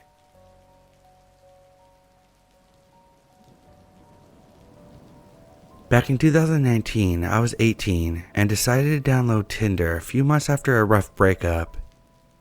I was very inexperienced with dating and pretty shy, so it seemed unlikely that I would meet a potential partner in person. Anyway, after a few matches that led to nothing, I came across this profile of someone that I found very attractive. 21 male. We matched, exchanged Snapchats, and continued to set up a date. Our first date was relatively normal, enjoyable. We saw a movie, and at the end of it, it felt like we were hitting it off. However, our relationship was extremely short-lived. Not long after I agreed to be his girlfriend, after about a month of going out, he began to behave very erratically and would sometimes fall completely silent in the middle of a conversation, ignoring me when I asked him what was wrong. He became hot-tempered, slamming doors and speeding on the road when he was mad. I started to feel really uncomfortable about our relationship. This went on for about a week until one night, when we were on our way to have dinner downtown, he fell silent mid-conversation. I became extremely anxious as he pulled into a nearby parking garage, wondering what I had done to upset him. As soon as we parked, I decided to ask him what was wrong. He did not answer. When I asked him again, he shouted at me, "Shut the fuck up." I was completely frozen for a moment, but I finally got the courage to tell him that we were done, gathered my belongings from the car, and walked over to the nearest coffee shop to call an Uber. It was fairly late at night, so I walked as fast as I could, hoping that he wouldn't follow me. When I made it to the shop, I noticed I had several missed calls from him. When I made it home that night, I blocked him on all social media and decided to never contact him again. I'm fairly familiar with the dynamic of toxic relationships, and I knew that if he could talk to me that way, completely unprompted, it was likely that he was capable of much more.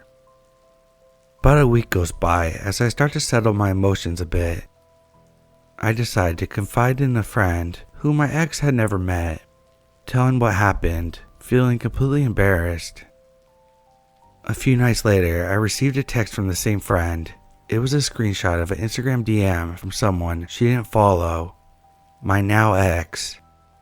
It said something to the effect of, "Hey, sorry we have to meet like this, but Stacy is ignoring me, and I need to talk to her." My heart sank. I decided to message all my friends separately and let them know what happened just in case. Later that week, I started receiving several DMs from various accounts, all without profile pictures or posts. Eventually, I gave in and responded to one, asserting that my relationship was over and that I didn't want to hear from him again. I blocked the account immediately afterwards. As time went on without hearing a word in weeks, I figured I had reached the end of the situation, until one morning, while I walked to my car, I noticed something dangling around the handle of my car. It was a necklace I gave him. He had only picked me up once from my house before. The thought of him driving to my house earlier that night freaked me out. He lived about a half hour away. I was shaken up for a while. It was by no means an expensive necklace, and I had the same exact one. I thought maybe it was his way of acknowledging that we were done. 2 months later, I was working my job at a small boutique near my house. I was used to answering the phone several times a day, so when the phone rang, I thought nothing of it. But when I picked up, I immediately recognized his voice. He started rambling about wanting his sweatshirt back, but I hung up before he could finish. That was the last time I would ever tell someone I was dating where I worked. I was completely losing it at this point, especially considering he had never called me at work while we were together. I didn't even know how he knew I was working that day and time. I told my sister about the situation, and she, being very protective, decided to message him herself. She told him to leave me alone and even offered to give him back the sweatshirt for me. He refused and insisted on meeting up with me in person to get it. When it became abundantly clear that he didn't actually want the sweatshirt back, she threatened him with a personal protection order, to which he never responded. That was the last time I heard from him.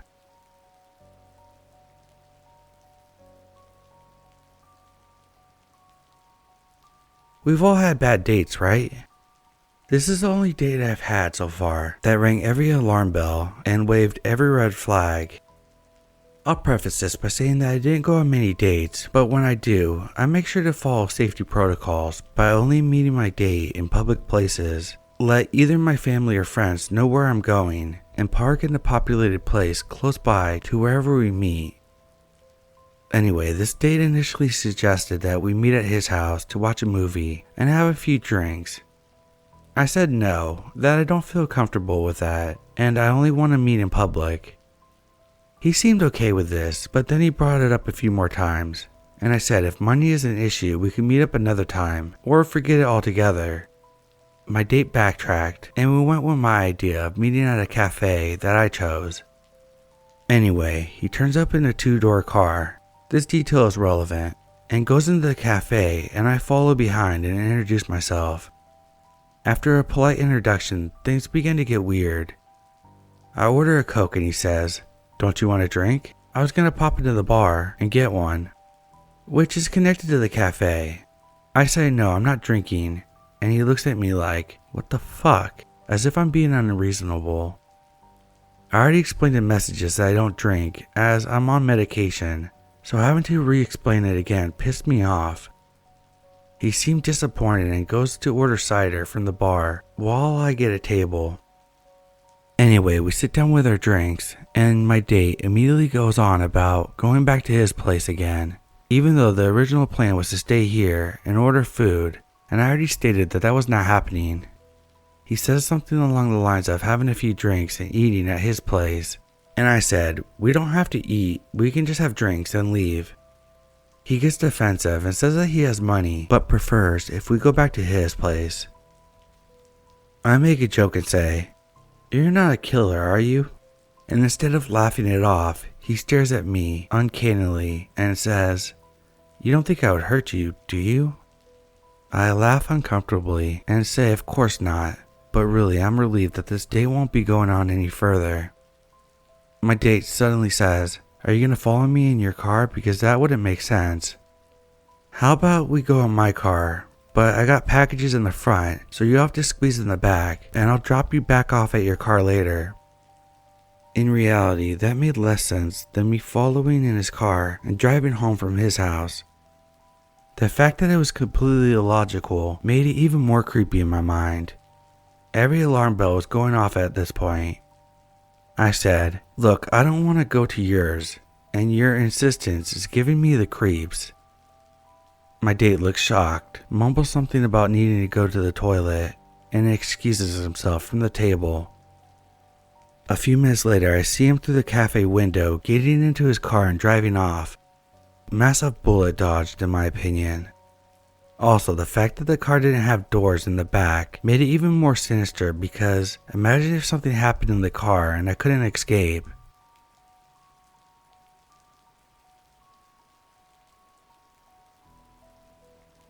So there's this friend that I've never met but played several rounds of games together for weeks.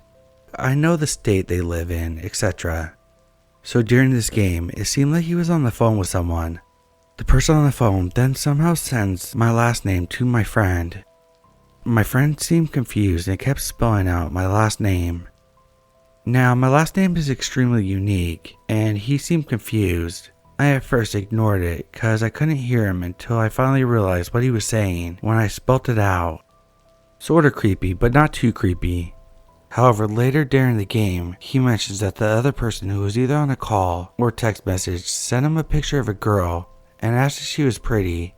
It was my photo. He kept begging my friend to click the website I used before. It was just a poem site that I used to post my school stuff to. Now super creeped out, I tell my friend to block him and point out how creepy this was. My username for the game is related to my Instagram I use. However, if you search my username itself, it doesn't pop up first on the list, or even photos related to me aren't the first photos you find when you Google the images. So it's super creepy and weird. When they are online, I plan to confront them.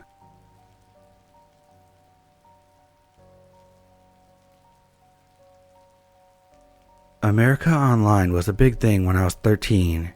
Or in other words, for my generation, AIM, which stood for, you guessed it, AOL Instant Messenger. It was around 2002, and I would have been around 13 and in the 8th grade. I had many times went into chat rooms by myself or with friends goofing around. Unfortunately, unsolicited photos was a thing back then too, but usually you could stay clear of it by the chat room you entered. I didn't have any photos of myself, and back then, you had to take a digital photo and upload it from your camera. Plus I was 13, self-conscious, which I'm sure anyone can relate with. But one day, a guy popped up in my screen, wanted to chat. It went fine at first. I was very naive back then, and we quickly fell into a pattern of talking. His name was Dave and he lived in California. Eventually, he told me that he loved me, etc. But the problem was, he was 19. Now, I wasn't proud of this, but at first, at 13, I just sent pictures of some random girl and said it was me. He instantly fell for me, telling me age is just a number and how mature I was. Now at this point, he did not live in state, so there was never really a chance of us meeting. Eventually, he told me that he and his mom were moving up to the city, which was about an hour and a half away from me. He started begging me to see him, and to go to a movie, anything. I had to break the catfishing truth and say that those were not my pictures, but someone else. He was furious. He had been looking forward to a different type of child this whole time. Dave forgave me a few days later, saying, "I still want to meet you because I love you." All the things you would say to a young girl to get her to swoon. I think back and I'm like, wow, I was 13. So I told my best friend everything, and I wanted her to go with me to meet him. There was a whole plan of him driving to see me and going to the movies to finally meet what I thought was the love of my life. I had been brainwashed into believing this was normal. I didn't tell my mom, of course, and honestly, she didn't notice any of it. She was never too involved, if you catch my drift. So on the day that my friend and I were going to meet up with Dave, her mom came and picked us up from school. She said something that made my stomach drop into nothingness. She said, "Chrissy, you're not going to the movies. You're not going to meet that man. You're going to get seriously hurt or kidnapped, and I can't allow you guys to go." I cried and cried because I honestly thought I could handle everything, and everything would be fine. She told me that she wasn't going to tell her mom. I promised to never speak to him again and never plan to meet a stranger online. He ended up showing up and was upset that I wasn't there. He went on AIM, flying off the handle like I hadn't seen at that age. It scared me how close I was to this man being near me. I never talked to Dave again, but I easily believed that I would have been kidnapped or worse that day if my best friend's mom hadn't stepped in. My mom would have been none the wiser, and I was none the wiser. But I'm here today and learned a dire lesson. No one is what they seem, and make sure you keep your kids close.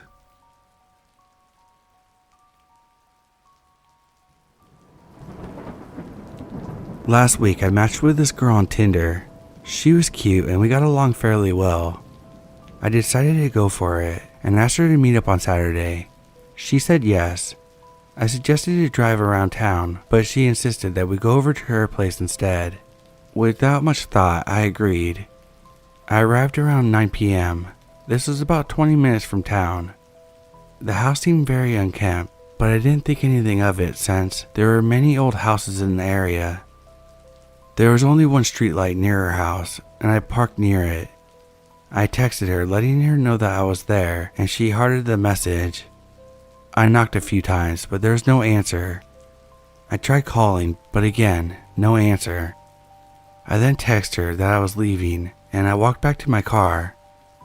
Once inside, I saw messages asking where I was going and to come back. I saw someone standing on the porch, but not from her house. It was from the house next door. They weren't there before I arrived, and the shadowy figure was not the petite young girl. It seemed bulkier, like a man. I freaked out a little and left. When I got back home, I saw that the profile had been deleted. I don't know what to think of it. It still gives me the creeps.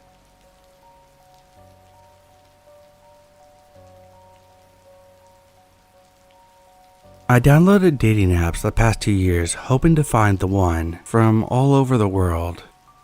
It wasn't my idea at first to download it, but was my best friend's. So I did because I was desperate at the time, since most of my friends were getting into relationships. I matched with a couple of guys on Tinder, and some added me on Yobo and Litmatch. Some of them were just looking for a hookup or for nudes, so I stopped replying to them. Then there's this guy who was attractive and kind at the same time, at first.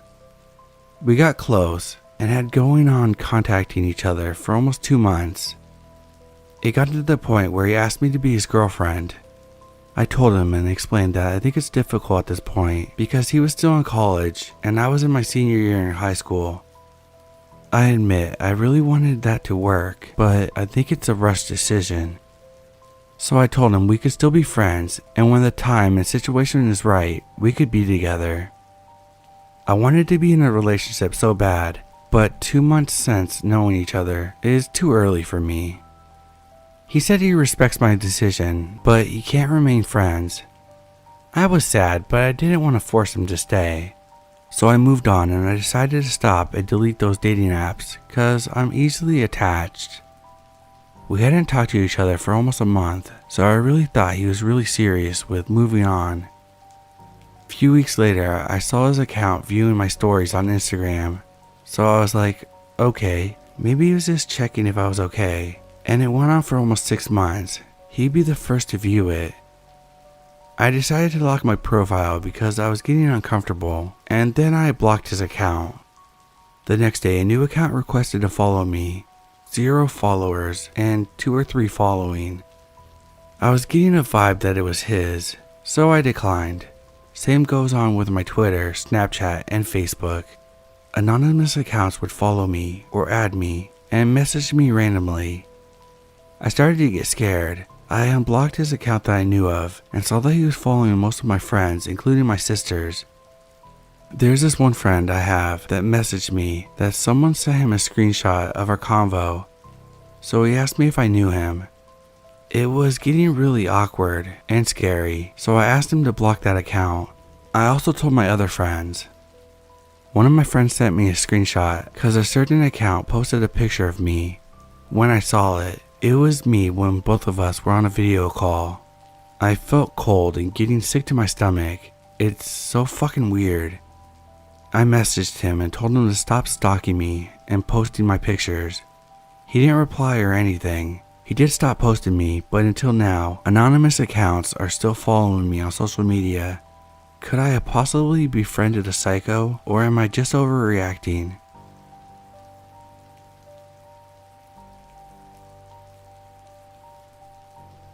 In 2019, I was just 15 years old and in high school. At one point, I received a request to follow on Instagram from a 25-year-old guy. He was not a stranger, as he attended the same church as my family, but we weren't even friends. I only saw him once or twice and we never spoke. I was even surprised that he knew my name, because even I didn't know his name until that moment. He always liked my photos, replied to my stories with compliments, but I always tried to ignore it as much as I could. Or sometimes I would just say, "Thank you," and completely ignore any attempt for him to try to build a conversation. Till one day he sent me DMs saying that he would like to get to know me better, and he would like to take me out for dinner or something. I obviously declined, and I was quite honest with him and said that it would never work since I was underage and that he should go look for someone his age. At the moment, I didn't want to sound rude, as there was a high possibility of meeting him in church again, and I wouldn't want to cause a strange atmosphere. That's why I didn't block him the first moment. After that, he seemed to be quiet until the day I made a post with my friends at school. We took a photo in the classroom, and I made a big mistake of tagging the location in the photo, the location of my school. Minutes after that, he sent me a DM saying, "Oh, I live very close to your school. I think about only 5 to 7 minutes away." I didn't answer. At the moment, it didn't cross my mind that this is a risk I could be taking. That same day, he continued to ask me if I would like to hang out with him after school and that he could take me to lunch. And once again, I politely declined. I was getting annoyed by this point. My parents weren't enjoying the situation either and told me that they wanted to confront him about it. But I didn't want any problems or being a target of comments in church, as gossip often spreads quickly over there. I believed that ignoring it was the best way, but it wasn't. The next day, our biology teacher had to leave school due to an emergency, so we had the last class time vacant. My friends and I took our bags and went to the top floor of school, where we had a complete view of the school entrance. We stood there watching the street movement while we talked. That's when I noticed a man leaning against a silver car in a more secluded corner of the street, but I could see perfectly who it was. At first, I didn't believe it, so I went on his Instagram profile because I had remembered that he had some pictures with his car in it. I just wanted to make sure that it was the same one that I was seeing. To my misfortune, it was the same car. So I took my phone and zoomed in on the face and had confirmation of what I already knew. It was him. I told my friends what was happening and they got scared. He hadn't seen me up there, which was good, so we made a plan so I can get out of school without him seeing me. The moment the school bell rang, 3 of my friends got in front of me and I went down the school stairs behind them. They took me to my car and I managed to get in it without any problems and got home in peace. I didn't even look in the direction he was. When I got home, I went onto my Instagram because I was going to confront him, but I got surprised when I saw that he blocked me, which was a relief, but also made me think that he saw me after school and knew that I had seen him. I told my parents what happened, but there wasn't much that could be done. After that, he never showed up at church again. I don't know what he intended on happening by waiting for me in front of my school after I said no multiple times.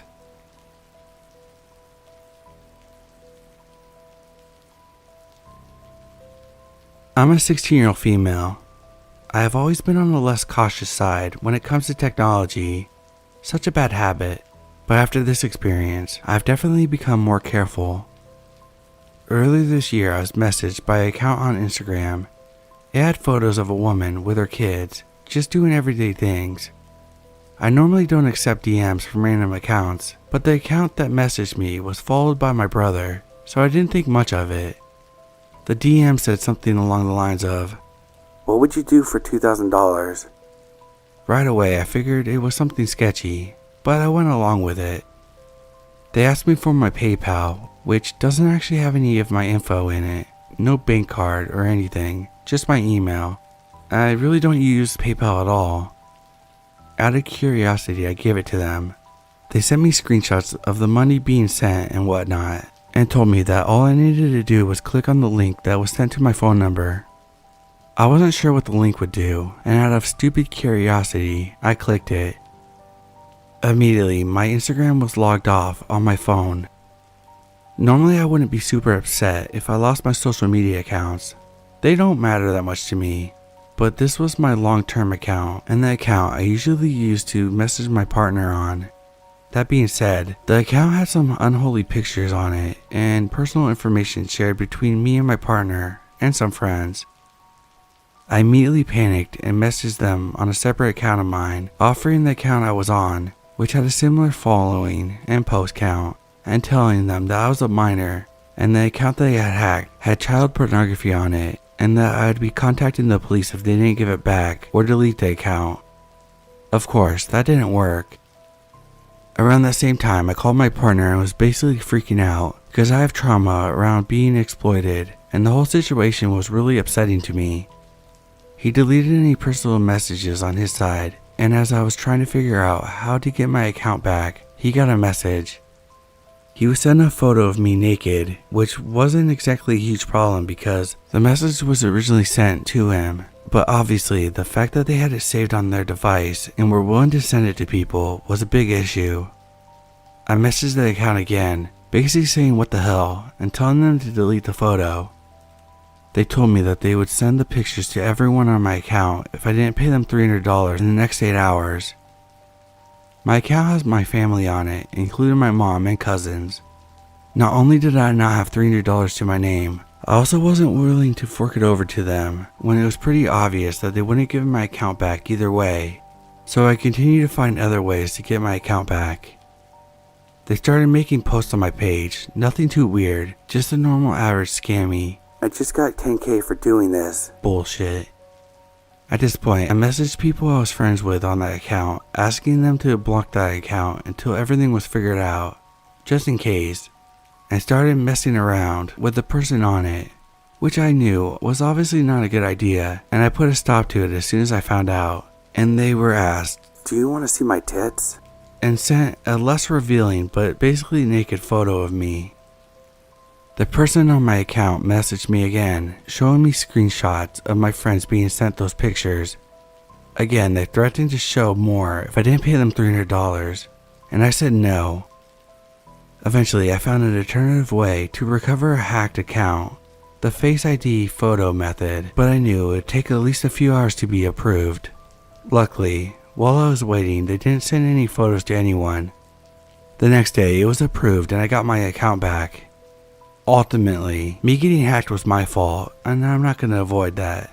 But I do think that going out of their way to find those photos and threatening 16-year-old girls with them to get money is disgusting.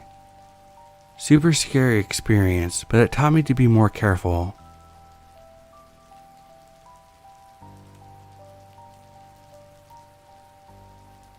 I've had a pretty scary dating app experience, one with a guy that looked nothing like his pictures. He used college day photos. His home looking like a torture house, ripped walls, window bars, and him making some really weird faces. The sexual questions was where I ran for it, blocked him after the red flags. Anyway, there's this girl I met a while ago. It never really got off my mind because of how strange she was. She and I met through a dating app, but whilst talking, she seemed interested. Exchanged phone numbers and immediately chatted over the phone. Except she barely talked, if like ever. It was always like 1 or 2 words. That made me a little uncomfortable. Laughing it off was really all I could do. Well, I was like, yeah, I'll talk to you tomorrow. And that was where she tells me to stop. So I did, as I was hoping that she would talk more about herself. Nope, it was just silence. Good God. I must not be in the right mind either, but I was like, let's FaceTime, because I was starting to question if she was the girl in her Facebook picture or not. Shockingly, she did, and it was her. Never seen such an expressionless face in my life, though. She looked like there was not an ounce of emotion in her. I don't think I've ever met anyone like that before.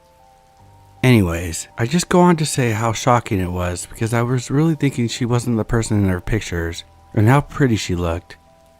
She looked really tired though, could literally see the white portion of her bottom eye. She remained silent, which made me feel like there was no progress, so I asked her what she does for fun. She tells me that she likes to wait for the rain to come so that she could sit there and stare at it. What a huge red flag. I mean, not that it's inherently a bad thing to do, but the overall vibe was so off. Then I literally sit there in silence, expecting her to talk. 10 minutes go by. I compliment her piercing. I receive no response. I just hung up on her because I'm at the point where I'm like, this is just weird. She calls me back immediately, then asks me why I left her like that. I'm like, I barely know you. There's really no good communication here, so yeah. As expected, silence. So I remind her, oh, there it is again, and she laughs at me. Her laugh wasn't even a laugh, more of a weird, short, sarcastic one. This started to make me question her sanity or intention. I honestly thought she was possibly trolling. Anyways, she finally talked to me a bit about her life. It was short, but she lives alone, doesn't really like to talk, no shit, and had never had an interest in relationships, dating-wise. I was cheering, telling her how happy I was that she said a full sentence. I know that's so rude to say, but oh my god, I've had better conversations with Siri and Alexa. She tells me to shut up, which was shocking, which I laughed at. She asked me if I had any hobbies. I told her I love art, cooking, and old movies.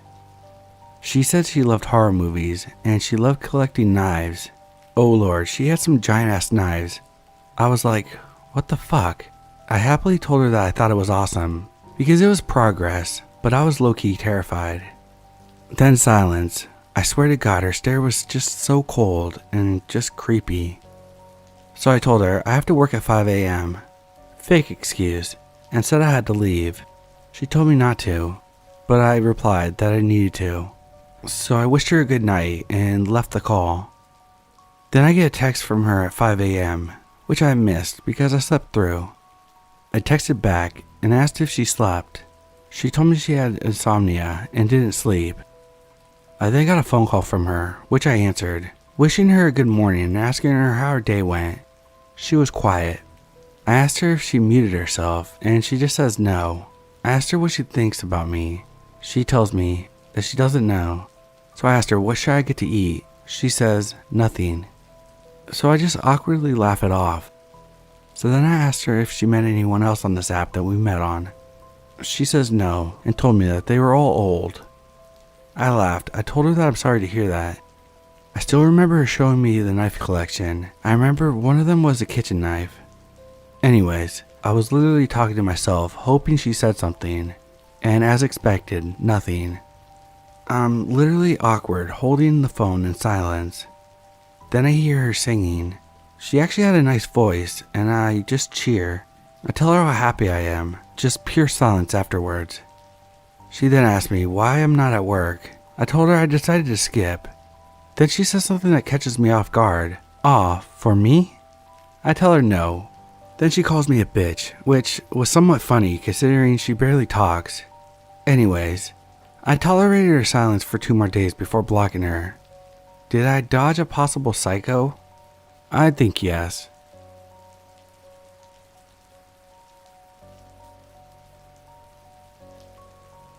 I'm a 38-year-old male, recently separated.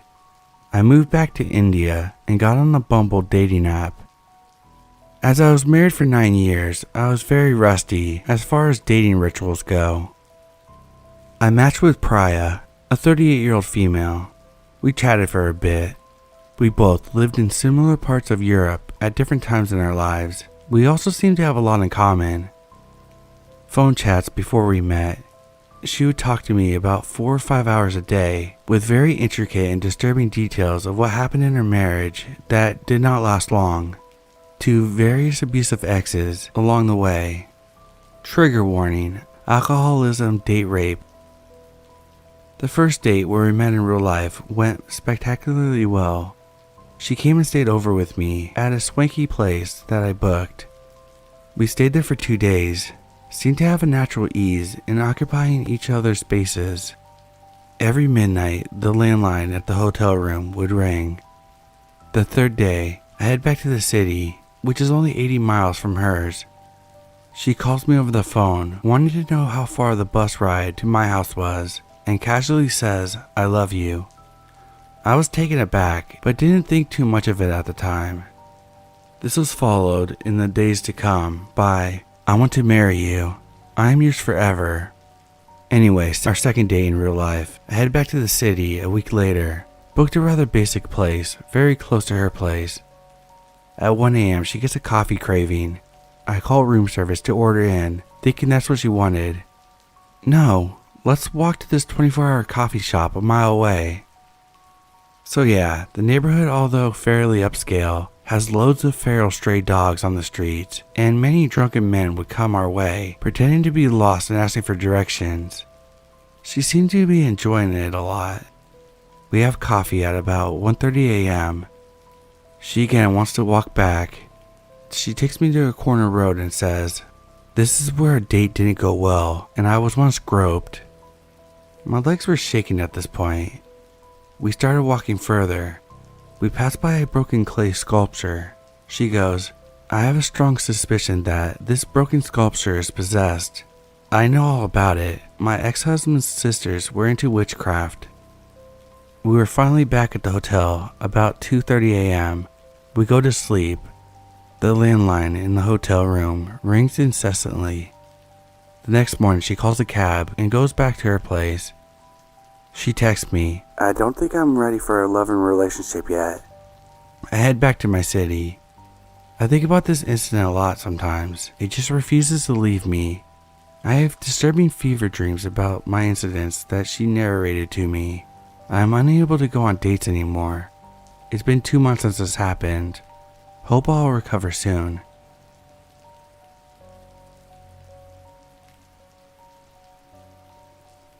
On Sunday, my best friend, my boyfriend, and I went camping about 20 miles from where I live. We got there around noon and set up a spot. My boyfriend and I had to sleep in a tent and my best friend in the car. We were having a wonderful day and a good time, drinking and smoking weed and eating lots of good snacks, just dicking around. It got dark and super cold, so we went to the car to warm up for a bit and listen to some music. My boyfriend had a lot of Jameson and some beers and really wanted to take the flashlights and explore the small mountain next to our site. I'm an anxious person, and even more when I'm inebriated, so I'm panicking a bit, but he assures me that it'll be a quick walk, and we had service, so I know I could call or text him. He comes back about 20 minutes later. We got into the tent and he says, "Shit didn't feel right." I asked him what he meant, and he said that he wasn't alone out there. Now, he's had a slew of supernatural experiences throughout his life, so it's not uncommon to hear these things from him. He said we were okay because he talked to him. He just kept repeating, "If we respect his lands, he'll respect us. There's so much more in this world and this life than just us, but we're safe. If we respect the land, they will respect us." He basically reiterated the same point in different ways. Then he would smile and try to assure me everything was fine. I told him he was scaring me because I do believe him, but because he was also drunk, it seemed like he was almost in a dreamlike state. We'd lay down to get warm because it was fucking cold. I started hearing footsteps and scratching around the tent, but nothing was there. After a few minutes, my anxiety got the best of me, and we packed up and went home. I'm not sure how much he remembers, and I'm too afraid to ask.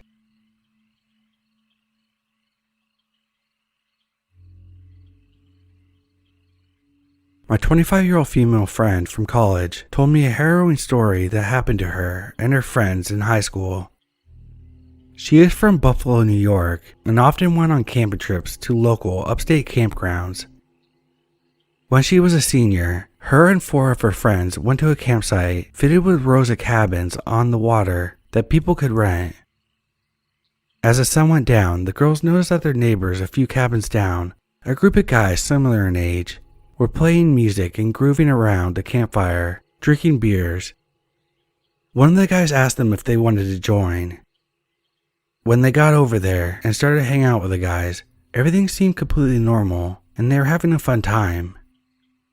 As the night progressed, one of the guys started getting blackout drunk and eventually pulled out a revolver that he said belonged to his dad. He started waving it around and playing with it. This obviously freaked everyone out, his own friends included.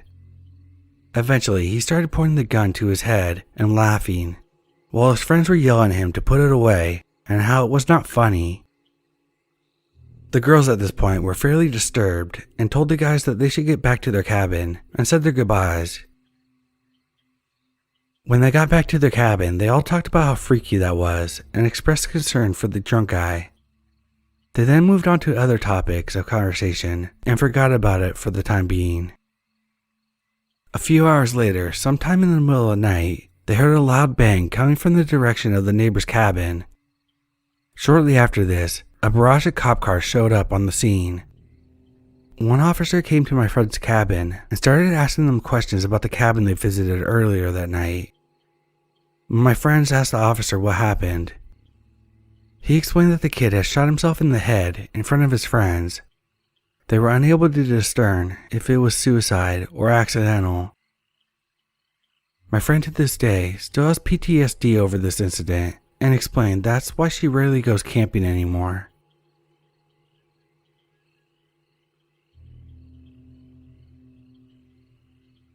I know the story may sound fictional. A lot of people don't believe me when I tell them, but I can assure you that the only other person involved also witnessed what occurred that strange night. This happened 11 years ago with my ex-girlfriend. It actually changed our relationship for the worse, and we ended up breaking up a few weeks later. Nonetheless, I still remember this like it was yesterday due to how unexplainable it was. My girlfriend at the time wanted to surprise me with what she said was an overnight surprise trip. I obliged. It felt like a pretty lucky guy for her to do something that required so much planning.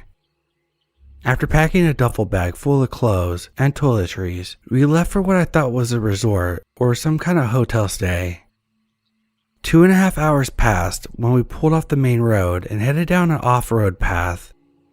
I asked her if this was a camping trip, and she replied, yes. To be honest, I was a little disappointed, as I didn't really like going camping, and not to mention, I wish I would have known to pack my hiking shoes. I didn't complain, of course, because it was still a romantic gesture. 15 minutes on this road, we finally pulled into a camping ground. The first thing I noticed was that there really wasn't anyone around us.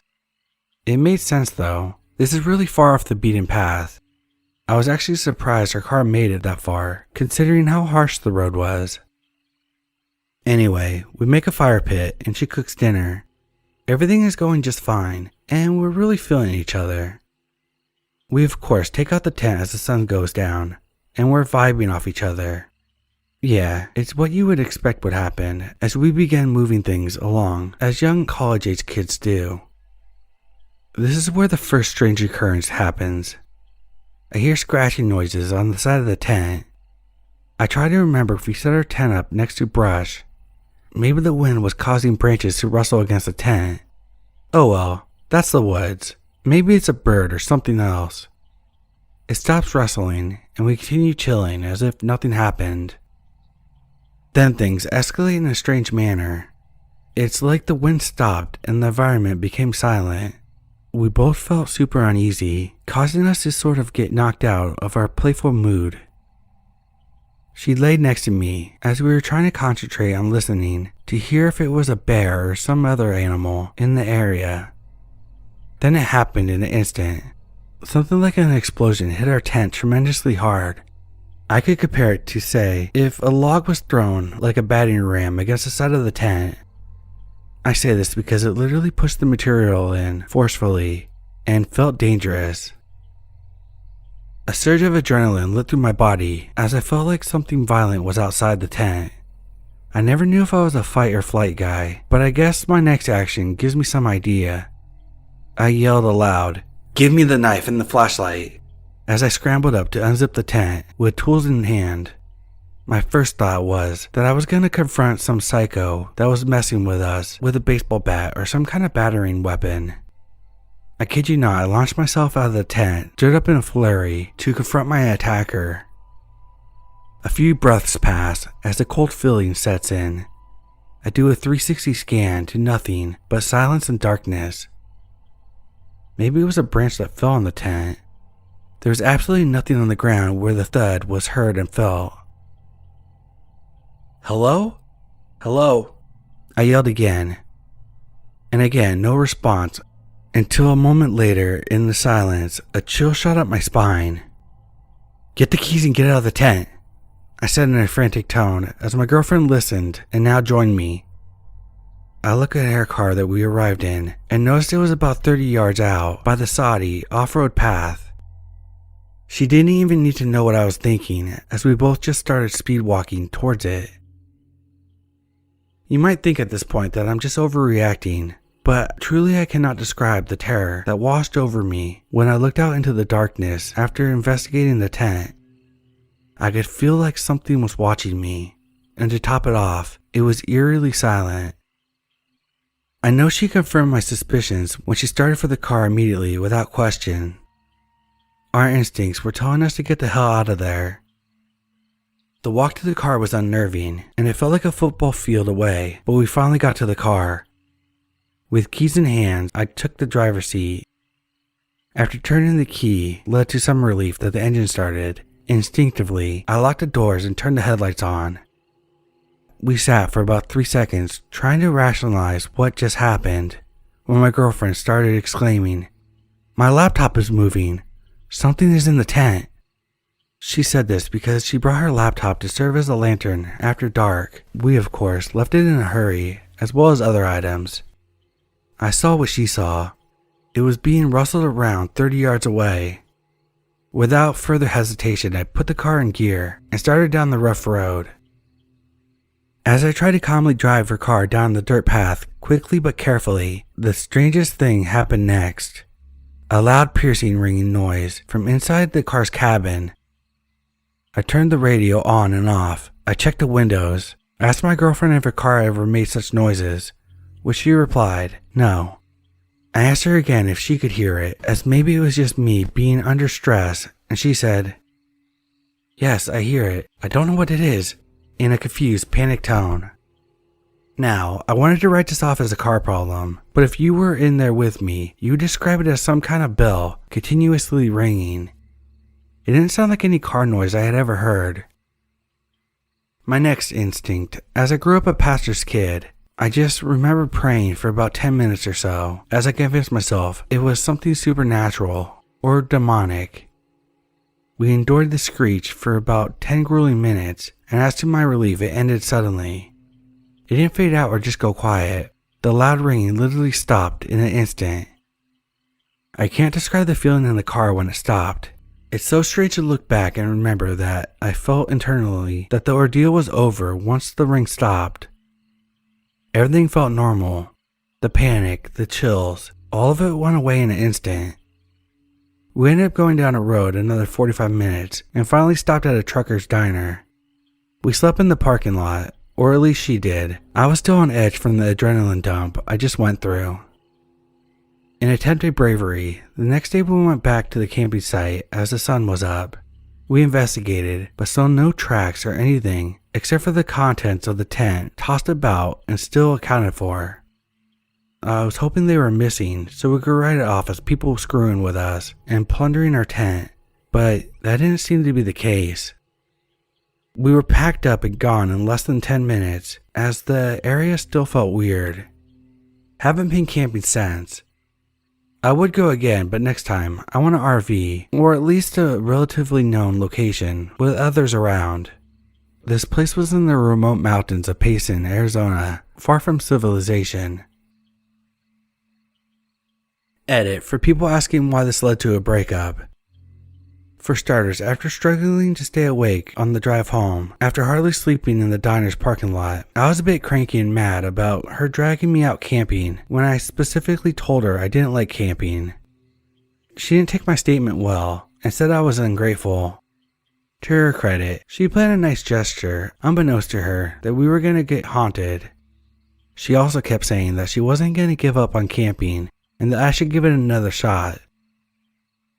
I felt that was insensitive, as I told her repeatedly that I'm not interested in going out again, and that also I wish she would have communicated that was what we were doing ahead of time, so that I could have brought a gun or something, other than a little knife. It probably wasn't right of me to act like the incident was her fault, as it wasn't. The reality was that we had only been dating for about a month and a half, and I felt like I was trying to fit a mold of a person that she wanted to marry. As she made comments about she wanted her kids, family to go camping together and whatnot. So plunging me into the deep end and wanting me to go again even shortly after the incident, moving too fast for me. Also, a hiking incident happened a month later that broke the camel's back. This was when we were on a break but still talking to each other, but it solidified our breakup. It wasn't a haunting, but it was scary and dangerous, as she didn't tell me that we were going mountaineering and not hiking. Loose rocks falling, free climbing up 50-foot semi-cliffs, nothing I was prepared for. She deserved a great outdoorsman, and that wasn't me.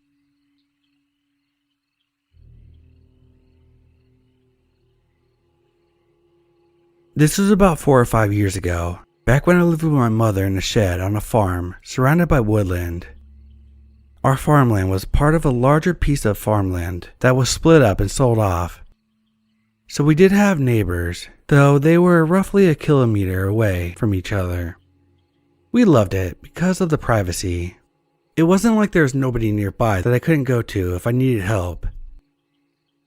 That, though, is what had me fearlessly walking alone at night between the hours of 7 and 8 p.m. sometimes, fluctuating from earlier to later depending on the day. Sometimes I even went on a walk at 2 a.m. because I was restless and couldn't sleep.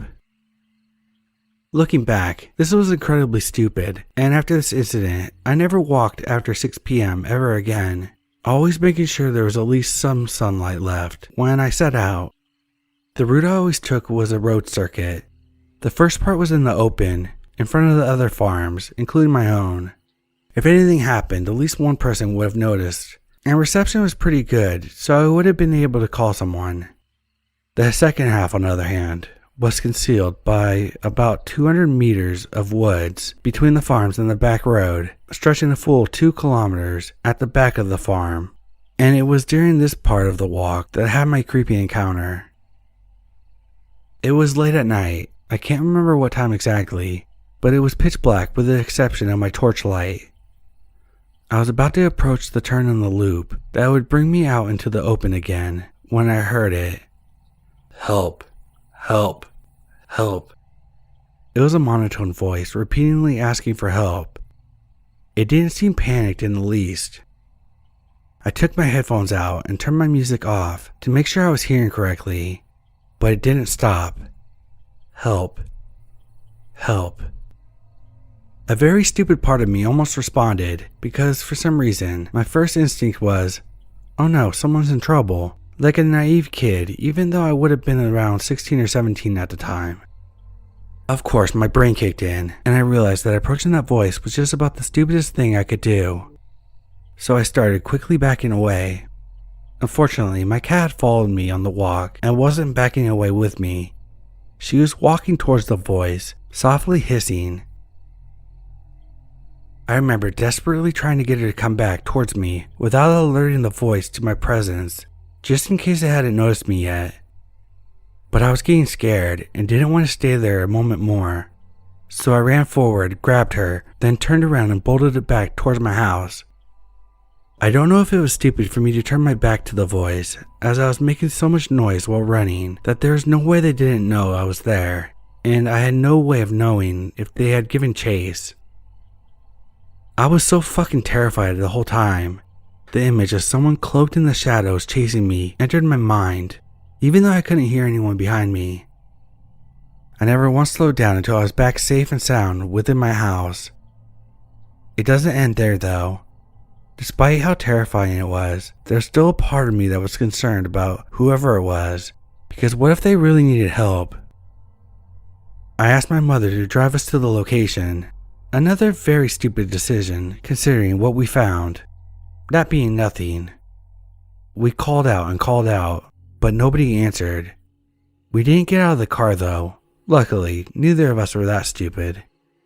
We drove home, having seen nothing and no one, but it still bothered me the next morning, so I had my mother drive us over there again, and we searched the immediate area.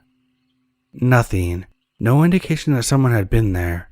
There was no body, which admittedly was a drastic thing to search for. I don't know if I would prefer this outcome, because at least then I would have had a face to the voice. But no, we found absolutely nothing, and to this day, I have no idea who that voice belonged to and why they were calling out for help. My mind has naturally come to some chilling conclusions and theories that leave me unable to sleep. Rapist, kidnapper, serial killer, all the classic horror stories, but I guess I'll never really know for sure.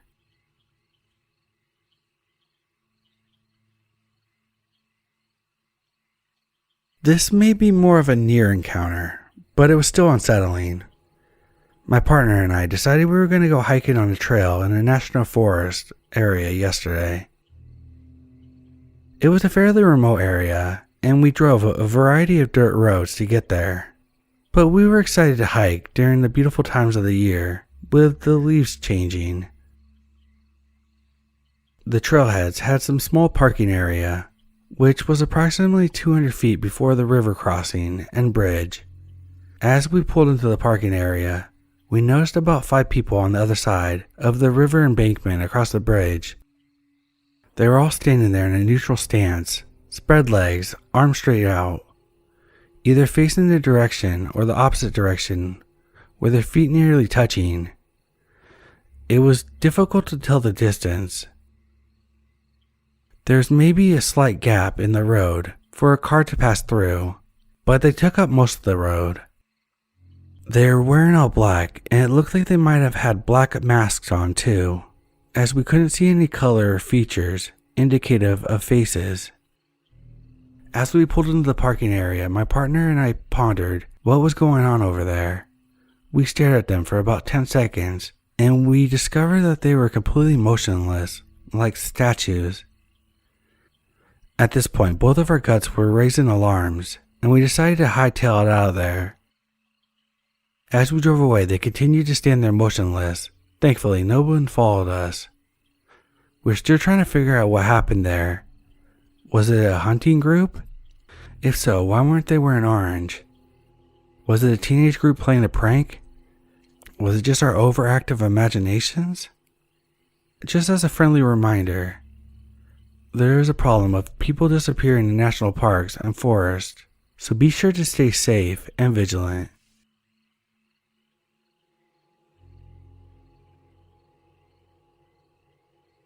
My boyfriend and I camped through California, and we stayed at a campsite near Santa Barbara for 2 nights. The first night, it was just us and another camper across from us, and the second night, it was only us at the campground. There wasn't much near the campground, and it was like a 30 minutes drive into Santa Barbara.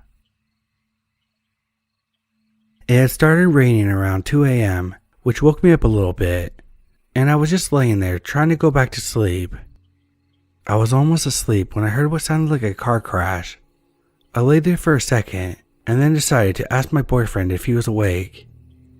He answered, so I asked him if he heard what I heard. He said yes, and he decided to check it out to make sure they were okay. We get out of the tent and grab our flashlights and start walking where we thought we heard the wreck happen, when a person hops back in their truck, turns their lights on, and frantically leaves the campground. This freaks my boyfriend and I out because the person was driving the wrong way through the campground without headlights on towards our campsite, and we were the only ones there. The camp was lined with large rocks, and that's what he ran into. The fact that he was creeping right past the campground like that makes me and my boyfriend believe that he had bad intentions. We didn't sleep much for the rest of the night.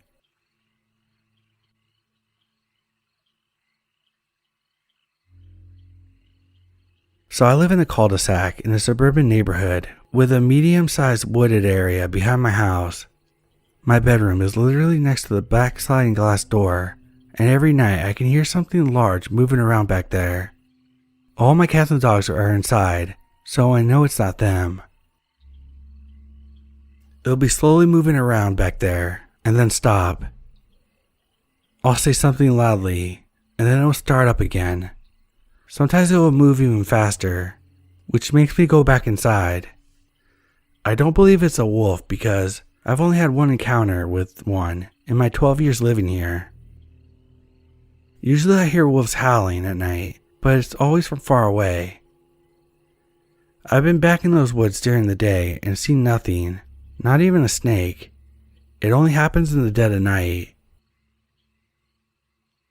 There's a legendary Bigfoot-like creature, known as the Flintville Monster, that has been spotted since it was seen and shot by cops in the 1970s, but that community is several miles away. I don't know what it could be.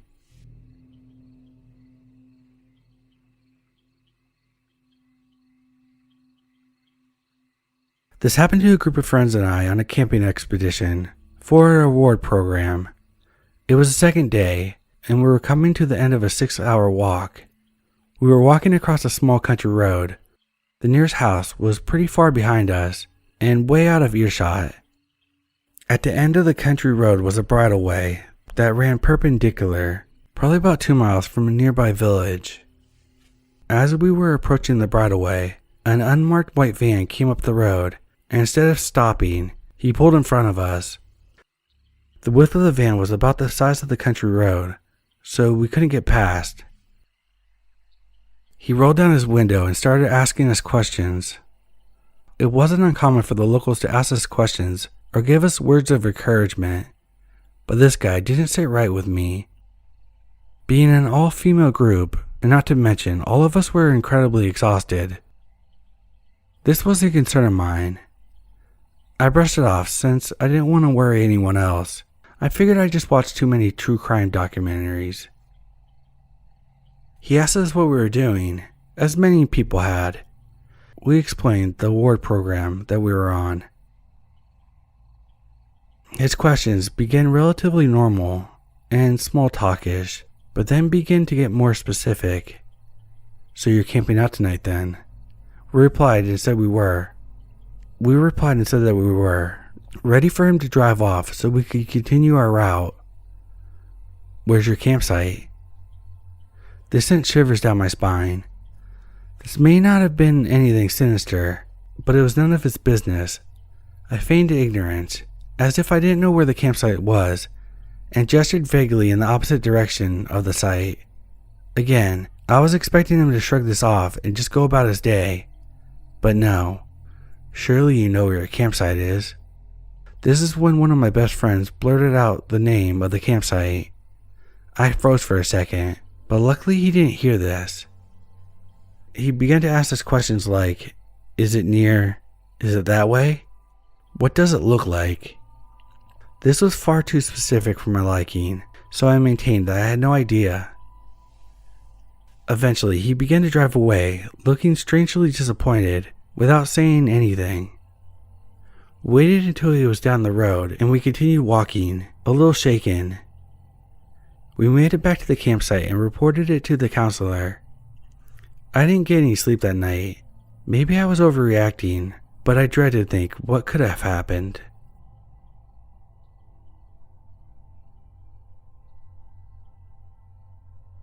It finally started raining here, so I took my 14-year-old son out mushroom hunting over the weekend. It was later than we normally would go, and the sun goes down much earlier. But we were taking a trail to the river and back in the hopes of finding turkey tails or chanterelle mushrooms. We took the wrong turn and ended up going through a big field, which the trail would take us back around to the main trail, to the river. As we walked towards the main trail, the last group of people had left, and it was just me and my son. We walked along and out the thicket side of the trail. Trail came this weird man. He had his dog with him that was alert at his side. He was staring at us as we walked closer towards him. Then he started waving at us, this really weird, slow wave. I was immediately uncomfortable and got goosebumps, but didn't want to be impolite, so I half-hearted waved back at him, while staring back, telling my son to slow up a little. I didn't want to actually meet up at the junction. After a full minute of us dawdling, the guy slowly turned and began to walk down the trail towards the main trail. I was warily walking, didn't want to go too fast, and we stopped to look at some plants, so the guy and his dog got further down the trail, which curved to the right and continued down on 2 blocks to the junction. I was thinking, if this was a creepy let's not meet, this dude would be waiting around the corner, and sure enough, he was just standing at the junction, off to the left towards the parking lot, and to the right was a half-mile trail to the river. The dude was just standing there, with his dog, staring at us, not moving at all. Both my son and I were like, "Holy shit, let's keep wide to the right." And saying that he looks old, we could run faster than him, and just playing for the freaky deaky, just in case. He kept staring at us, so as we approached, I asked if he was okay, and he just kept staring back. He had greasy hair, teeny round glasses, a blue windbreaker, plaid long shorts, about 50 years old. His dog was a small beagle mix. He didn't answer me at all, just kept staring. We turned to the right and walked about a block. I had my phone cam facing me so I could watch him over my shoulder, and the only movement I saw from him was slowly shifting his direction to continue to stare at us. I didn't say anything else to him. It was moderately unsettling, his stare, made more so by the lack of response, motionless face, weird teeny glasses, slow wave at us. He did leave because on our way back, he was no longer standing there on the main trail. So hey, freaky deaky forest zombie dude. For sure, stay in the thickets and let's not meet.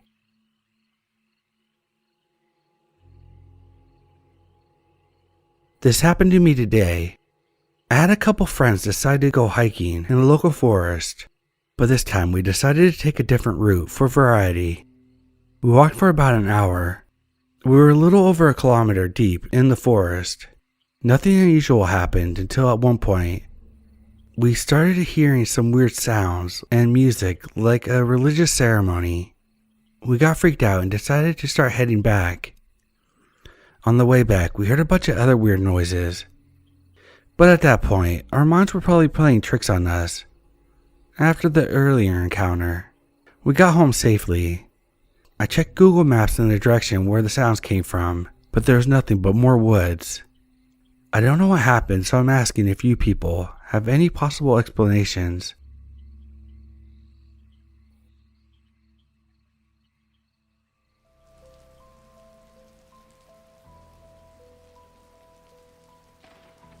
So to preface this, I was young, maybe 18 or 19, and had no idea what we were getting into.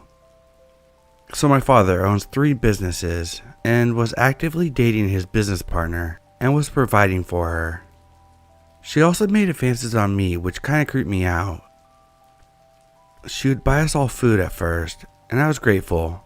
But then I started becoming nervous as she wanted to be alone with me a lot. My father ended up getting married, not to her, but didn't tell her, and she got really upset at him. She came to my job and demanded to see my father, which I told her he wasn't here.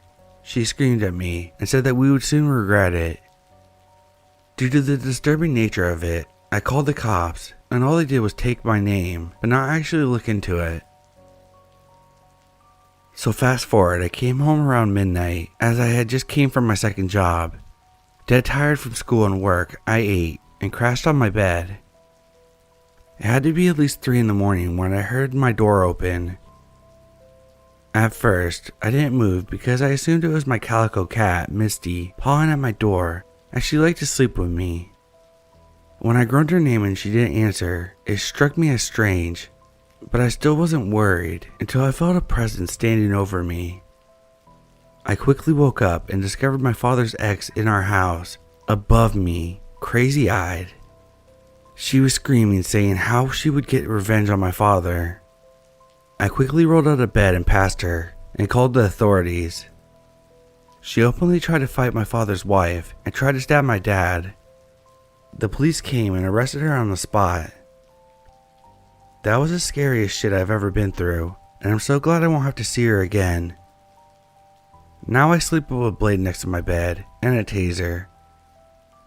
Please be careful, as you never know who may pay you a late night visit.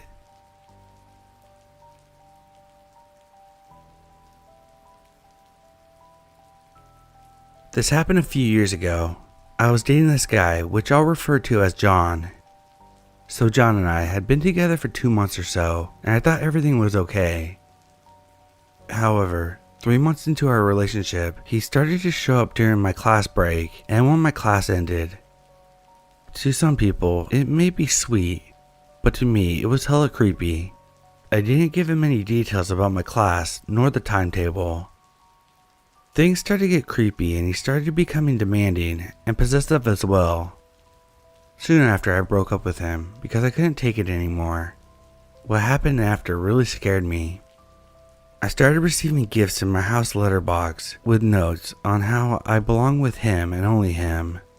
I never gave him my address. He even came to wait outside my classes and at public areas for me, but I would usually get saved by a friend who knew about the issue. One night, I ended class really late, so I had to go home alone. I guess he was probably stalking me because when I was reaching the elevator, someone grabbed me really hard. I got a bruise on my wrist thanks to him. I didn't need to think twice, and I knew it was him. He started shouting at me about how I avoided him and called me a slut for hanging out with my guy friends. Honestly, I was terrified. Luckily for me, my brother was on his way back, and thank goodness he saw what happened and came running. Thankfully, John ran away, and I started crying when my brother came to hug me. I have never felt so grateful in my life before. Thank goodness I have an older brother. I made my brother promise not to tell my parents, as I didn't want them to worry about me. After that day, my brother started fetching me back home daily, and John never appeared again. Maybe this isn't terrifying to some of you, but it's really traumatizing for me. Even now, the idea of going home alone still terrifies me.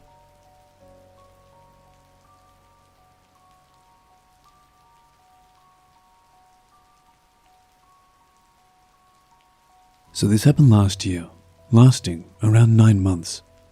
I'm from Bermuda and was in Leesburg, Florida for college. I've always had a hard time making friends, and since I was new, I had an even harder time. So I used Tinder to find friends or potential partners. I was on Tinder one day after striking out with someone previously. I saw my ex's profile and figured I could do worse, so I swiped and we matched. I'm realizing now that he was a rebound. He told me that he was in an open relationship at the time and about things his boyfriend did to him, so I felt bad for him. During the first 2 dates, nothing seemed out of the ordinary. I spent a few days over at his parents' house and found out what his home life was like, which made me feel even worse for him. Turns out he'd been homeschooled all his life, and his parents were and still are degenerates. One night, we were at his place and he told me he loved me. And it had only been a week at this point. Honestly, that alone should have been a red flag, but I ignored it. Fast forward to when I was in Bermuda for the summer. It was 4.5 months of agony. At the time, my ex was overly dependent and problematic. If I said even the slightest thing wrong, normal talking points like things I noticed that were particularly unhealthy or things that impacted me negatively, I was in for at least an hour of self-pity and depreciation. I was stressed every day. I was pretty much having to walk on eggshells for 4.5 months to the point where I nearly dumped him. I should have. It was also during this 4-month period that I learned a lot of unsettling things that I wrote off but shouldn't have. He told me he was a necrophile. He joked about being a serial killer, but was partially serious. And the list goes on. But those are what I could remember off the top of my head. Unfortunately, rather than dousing these flames, I only fanned them. I got back to Leesburg, and things only got worse from there. The pity and depreciation got worse. My ex even outed me to his dad, who is xenophobic. It was an accident, but I don't care. It was shitty. This also could have ended our relationship. I was taking care of him in such a way that I was essentially his parent. I even had to teach him to look both ways before crossing the street. I didn't know I had a savior complex at the time, and my therapist pointed it out, and that because of the savior complex and my pity for my ex, I was burning myself out catering to him, and that I needed to get out of the relationship ASAP. It took me a while to do it, but I eventually did. When I broke up with him, I explained how I felt and what my therapist had said. I told him the only thing that would change would be that if we weren't technically in a relationship. But that was it. Nothing else would change. Not even 2 days after, he tried to kill himself while he was on the phone with me. Fast forward to Thanksgiving. I was with my current girlfriend, visiting her family, and I sent a DM to my ex, asking him a question. I ended up finding out that when he and I met, he wasn't actually in an open relationship, and that he had used me to cheat on his boyfriend. I told him I didn't want him in my life anymore, and that was that. I wish that was the end of the story, but it's not.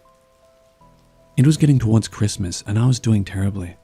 I was trying to improve my life, but nothing was going right. I lost my other girlfriend at the time. I'm polyamorous. And lost most of my friends. Even my roommate's girlfriend was actively trying to get me kicked out of our apartment. I foolishly let my ex be my friend again because I couldn't take being alone. But he was worse than before. The abuse was subliminal before, but now it was outright. When he was sober, he was okay-ish, but when he wasn't, he was abusive. He claimed he loved me, but treated some transphobic girl he met in the psych ward, who he knew was using him, better than he treated me. When I called him out on it, he threw a fit. A few days later, I was on the phone with him. I ended up having a panic attack and bawling my eyes out. I hadn't cried for 4 years before that. My current girlfriend was my saving grace and helped me to finally get my ex out of my life for good. So yeah, let's not meet again, or you're losing teeth.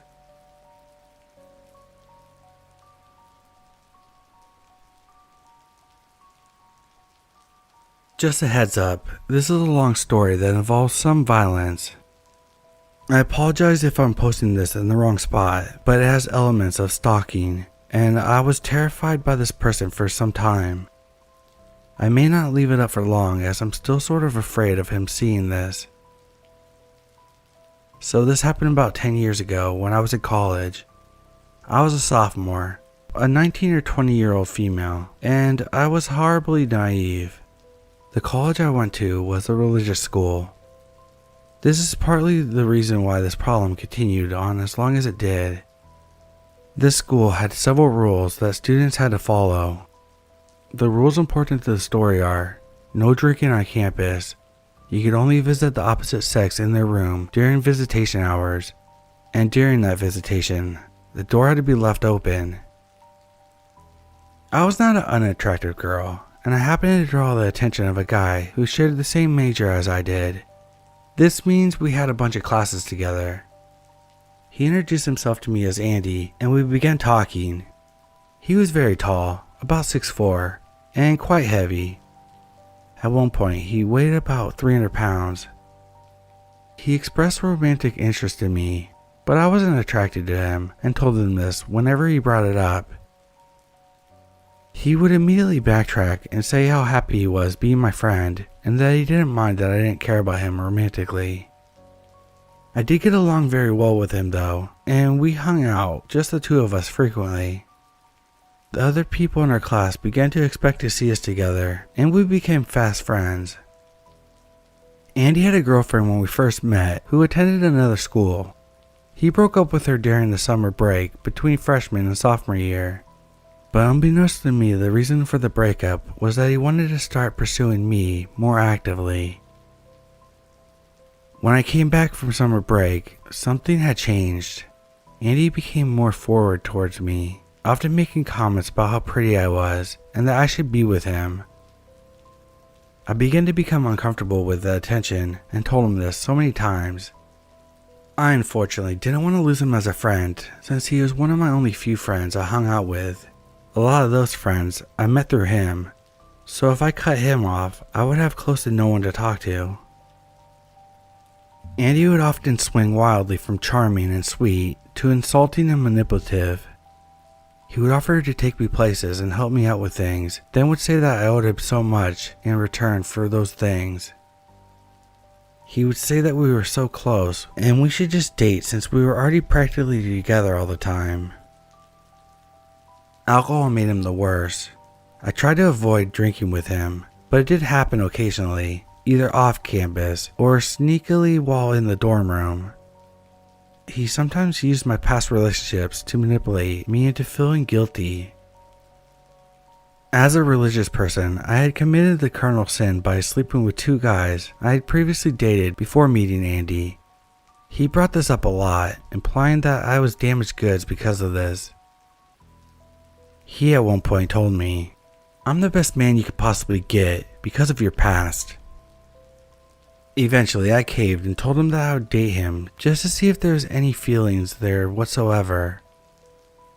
This of course made him ecstatic, but it also made him extremely overprotective of me and jealous of any attention I received from anyone of the opposite sex. He would call and text me constantly, and if I didn't pick up the first time, he would call me until I did. He constantly questioned where I was going to be and would follow me there, if possible.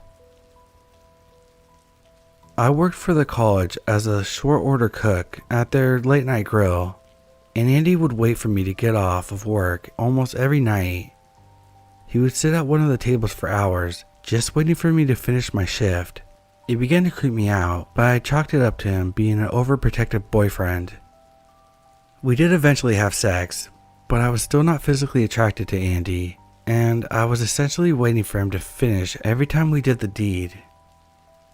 He made me feel like it was a necessary part of a relationship, and that, because I slept with all my exes, I needed to sleep with him.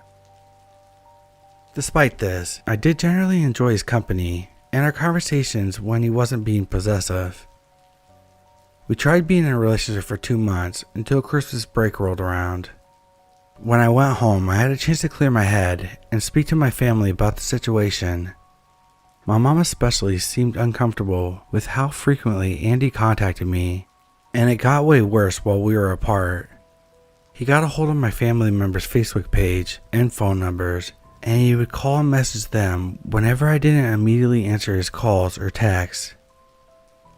It got to the point where he would be calling me upwards to 10 times a day, and I had hundreds of texts from him. This was a time where you had to pay for a certain number of texts per month, and no matter how many times I told him that he was using up all my texts, he would still text message me. I honestly couldn't afford this relationship anymore. After thinking long and hard about it, I called him up. I told him how I felt and thought this relationship wasn't working. I said the cliche phrase, "I still want to be friends," and I generally meant it.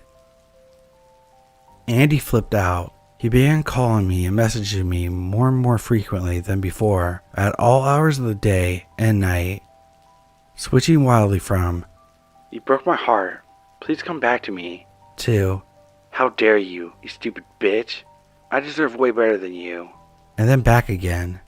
I had no clue what to do. I dreaded returning to school. When the day finally came and I went back to campus, Andy sought me out. He'd freak out on me for no reason, curse at me all the time and call me names, then apologize profusely.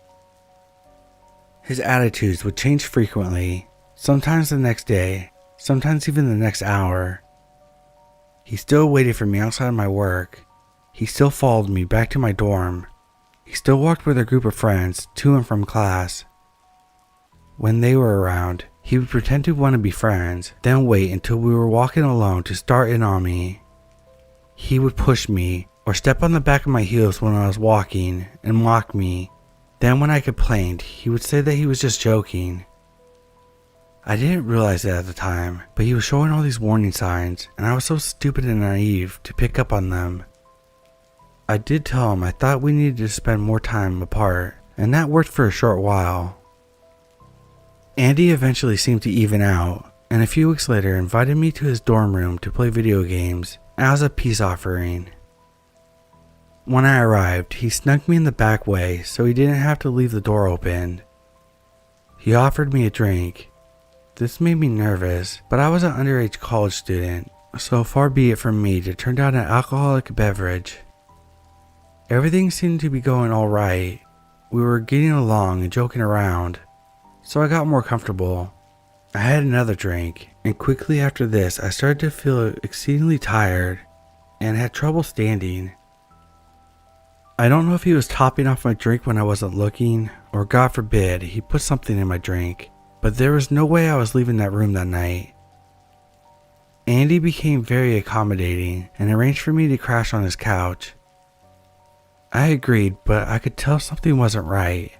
So I told him in a drowsy voice while slurring my words that in no uncertain terms would he try anything sexual. He laughed it off but agreed. The last thing I remember is curling up on the couch and falling asleep. I don't need to tell you what happened that night while I was passed out. The next morning when I found out, I was horrified. I yelled at Andy, who laughed it off as something funny, and that I brought it on myself by drinking. Then I left. I went to my dorm room across campus, crawled into bed and cried. I skipped classes that day and stayed in my room the whole time. I called out of work. I didn't want to do anything or see anyone. I didn't want to tell anyone what happened then. At some point during the afternoon, Andy tried to sneak into my room. I freaked out, yelling at him to get the fuck out. He apologized and told me that he wanted to drop some things off and that he didn't think I'd be here. He had a hot water bottle and some flowers. How sweet. Not. He kind of threw them in my room and shut the door as I yelled at him to leave me alone. A couple months went by. Andy still followed me sometimes, but I told him to back off. He still messaged me, but I mostly ignored him. He followed me off campus on multiple occasions, and I also learned that he had been following me around for quite some time. I began to develop anxiety about seeing him everywhere and went to the campus doctor. I explained parts of the story to him, and he gave me some Xanax and antidepressants to help with my paranoia. I tried my best to function, but my grades suffered, and so did my friendships. By this point, I had maybe 3 friends left who didn't think I was a horrible person that led Andy on, then dumped him and broke his heart. Icing on the cake for me was when Andy crashed my birthday party. Apparently, he asked one of my friends if he could help plan it, but she didn't know that we weren't speaking, so she agreed. He showed up to the park where it was being held, drank all the alcohol, then began telling my few friends I still had left how much of a bitch I was. He called me a whore. He told them that I led him on and broke his heart, and the entire evening was ruined. Unfortunately, he was too drunk to drive himself home, so I was nominated to bring him back by driving his car. I mentioned that I didn't want to go by myself, so my friend offered to ride with me to help carry him to his dorm room, but immediately after that she booked it.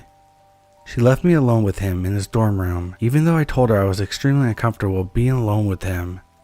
She knew some of what happened, but I think she figured I was being dramatic or exaggerating. Immediately after she left, all of a sudden he wasn't that drunk anymore. He immediately turned hostile and threatening. He told me that if I didn't stay with him, he would hurt himself and pulled out a pair of scissors. He held the blade of the scissors to his wrist, and I took a step back. I was at a loss of what to do in this situation, so I simply stated that he shouldn't hurt himself, but I really wanted to leave. I backed up slowly and went to the door, but he jumped up, dropped his scissors, thank God, and grabbed my wrist. He yanked me back from the doorway and twisted my arm behind my back until I cried out. Then he threw me against the wall, face first, slammed the door shut and locked it. Then he picked me up. I'm fairly tall, but he's close to 6'4" and big. He tossed me on his bed. I was terrified, but I told him if he didn't let me go, I would scream. He covered my mouth with his hand and told me if I screamed, I would get in trouble for violating visitation, something that I had already gotten in trouble with once before, and there was a risk of being expelled if I got caught again. He said that he would let me get up if I promised to stay in the room with him. I tried to portray that I was calm and relaxed, but inside I was scared for my life. I thought if I stayed, he would try to assault me again, or worse. I agreed to stay with him, and he let me up off the bed. I sat up, and with all my strength I could muster, I smiled. I said I'd be okay hanging out with him, but I really had to use the restroom. He agreed, but told me not to take long. He said he would be waiting outside the door. The dorm bathroom was actually a shared bathroom between 2 dorm rooms. In Andy's room, there's a door to the right that led to the bathroom. Then if you walked through the bathroom, there would be another door to the opposite side that led to another dorm room. Both bathroom doors could be locked from the inside to prevent someone from one dorm using the bathroom to access the other dorm room. I went into the bathroom and closed Angie's door, then prayed that the guys that lived next to the dorm room were trusted enough to leave the bathroom door unlocked. I walked to the other side and tried the doorknob. Miraculously, it turned, and I opened the door into a room of two very surprised guys. I apologized and mumbled I just needed to get out of there before turning to leave. They both stared at me as I ran out the front door. I left that residence hall and ran all the way across campus to my dorm. All of a sudden, I heard footsteps behind me and heard someone shouting my name. My heart sank. It was Andy.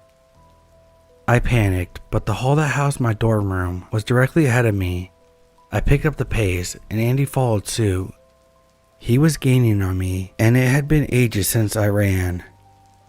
I'm the perfect example of saying, if I'm running, you better run too, because something is chasing me. I could see the entrance of the dorm room. I had my key out and grabbed the door handle of the first set of doors. There were two sets of doors that led into my residence hall. The first one was always unlocked, but the second one you needed a key for. When I got inside of the first doors, Andy caught up to me and grabbed me by my arm. He tried to use his weight advantage to pull me back from the second set of doors and out of the entrance. I fought with everything I had, yelling at him to let me go the whole time. I saw through the dorm room window that people were inside the foyer, and if I could just get their attention, I could get one of them to open the door. I finally managed to get close enough to the second set of doors to knock. The instant I knocked on the door, Andy let me go. He then walked away quickly, letting out a few choice curse words fly in my direction before jogging back in the direction he came from. When a guy from inside opened the door, he saw a girl who was out of breath, on the verge of tears. He asked me if I was okay, and I said, I think so, then waved him away. I ran to my dorm room and locked the door immediately. The very next day, I contacted my RA about the situation. I showed her some of the messages Andy sent me and explained that he had broken visitation by coming into my dorm room to drop stuff off for me and that he had just chased me across campus. She was immediately concerned and contacted the Dean of Discipline. They instituted a ban on Andy being allowed to enter my dorm and told him to stay away from me and to not contact me anymore. It took him a long time to even begin to comply. I should have gone to the police, but when I met the Dean of Discipline, he strongly encouraged me to keep everything in-house. He said, "We are a family, and we will deal with this internally, like a family should." I didn't learn this until years later, but this is the attitude of many colleges when dealing with victims of stalking and assault. Eventually, over the next summer, I told my mother most of the details of what happened, and she cried with me. She was extremely supportive and drove me 5 hours to the police department in town where the college is located so I could file a report. They basically said that since it had been so long since the assault, and there wasn't much that they can do, but I could try to get a restraining order. I followed their directions and was able to get a restraining order against Andy. He violated the order several times and ended up going back to court. The court put so many restrictions on him that he ended up having to transfer to another college while I finished my degree. When I graduated, I got out of there and never looked back. I returned to my hometown where I moved back in with my family and got a decent job.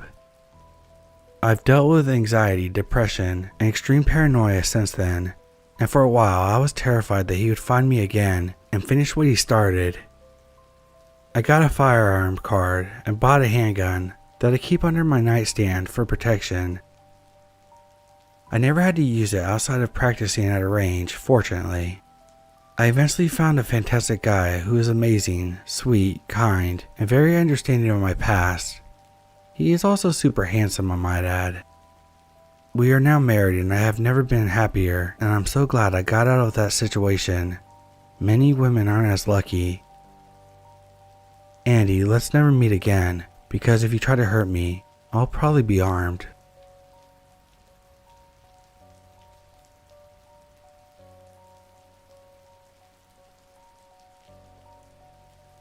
So, some backstory.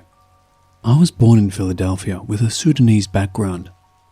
I lived there for 12 years, moved to UAE, and enrolled in a British school.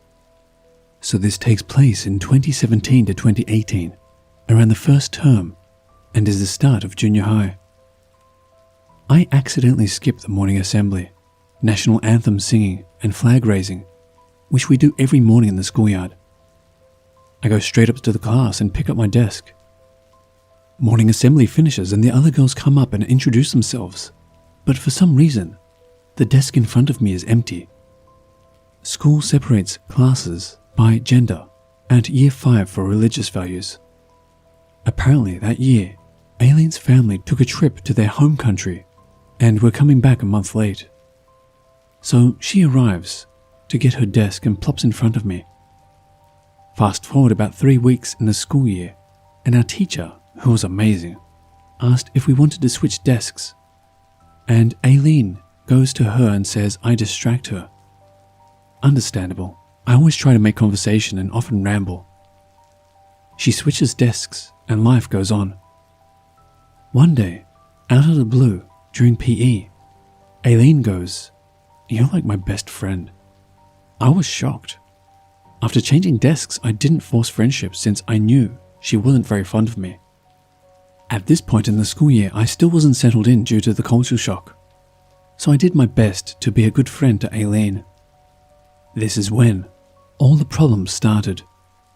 I admit, I do too many favors for other people and often see myself being taken advantage of, but Aileen made me a train wreck.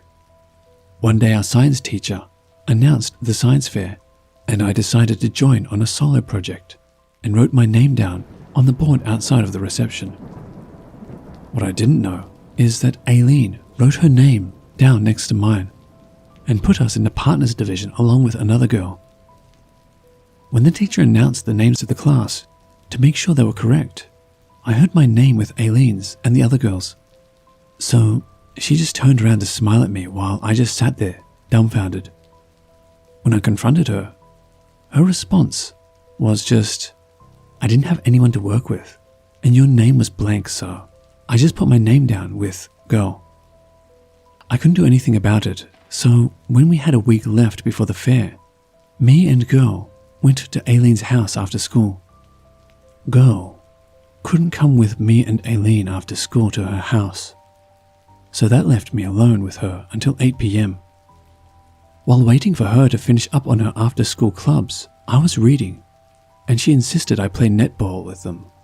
But I couldn't since I have a mild form of EDS that affects my arms and hands, so I can't really throw or pull. I'm often excused from PE class, and the school nurses are trained to help relocate my joints. But she just grabs my arm and pulls me to come play. At this point, my arm gives out and comes out of my joint and my hands as well. I'm yelling at her to let me go since I'm in intense pain. Thankfully, we were on a field, so the nurse's office was close. She heard me yelling and took me to her office and helped relocate my joint, gave me some ice and pain meds. So I stayed resting until Aileen's mum came out to pick me and her up, and we went to her house. When we got to the car, Aileen's sisters, one 9 and another 2, got in with us. I held the youngest one while Aileen let the other play on her iPad.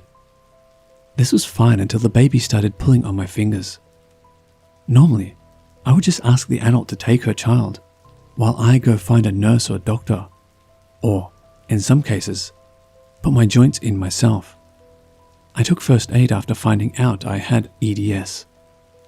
I asked Aileen to put her sister on her lap while I find my pain meds and put my joints back in place. She knew I had EDS since we're required to make statements to the classes/grade so they know to be gentle. But she just turned to me and I quote, "You can wait. She's just a baby. Let her be." I ended up switching seats with her at a red light so I could put her in her car seat and put my joints in place. After the nightmare car ride was over, I went to the bathroom to change into some sweatpants and my hoodie. Aileen glanced over at me and threw some leggings at me, trying to show off some more. Now, this was in the 6th grade and Aileen had little to no figure or curves, so I was clueless to why she wanted me to dress in tight-fitting clothes.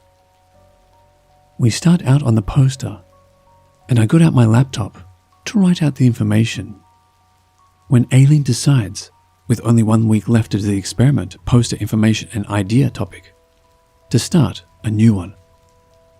I was livid.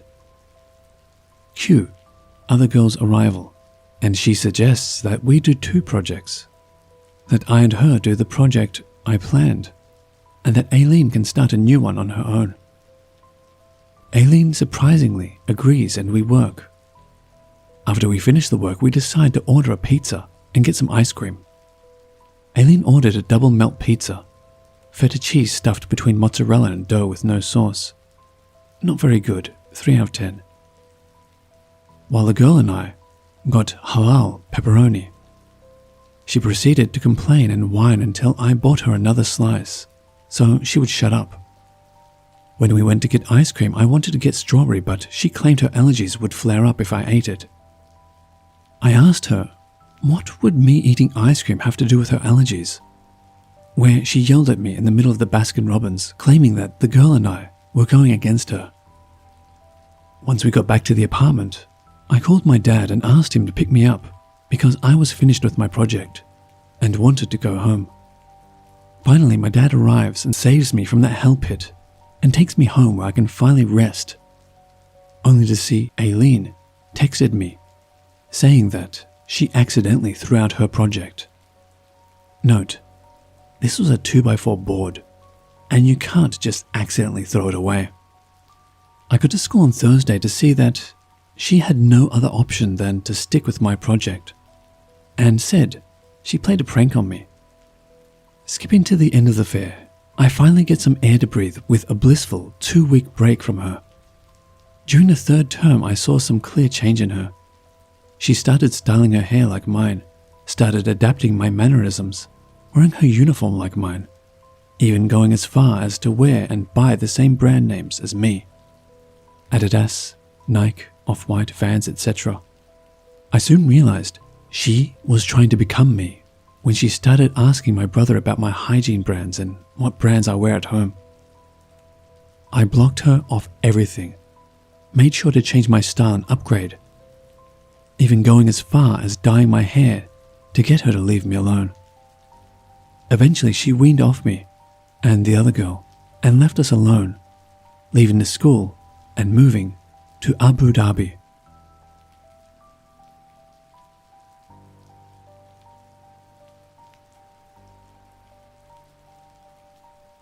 I've been through some scary experiences, but this was the worst thing I feel I've ever gone through in my life. I used to be a very naive, innocent kind of person. I was a type of optimist who believed that there was a touch of goodness in every heart, a dangerous mindset to be in. I realize now that seeing the world through my rose-colored glasses put a big, flashing red target on my back. Often, when you think of scary stories involving creepy behavior and psychological abuse, you think of an occurrence from a stranger. In my case, it came from my mother-in-law. My husband's mother initially adored me, not for any reason other than thinking that I could be easily controlled.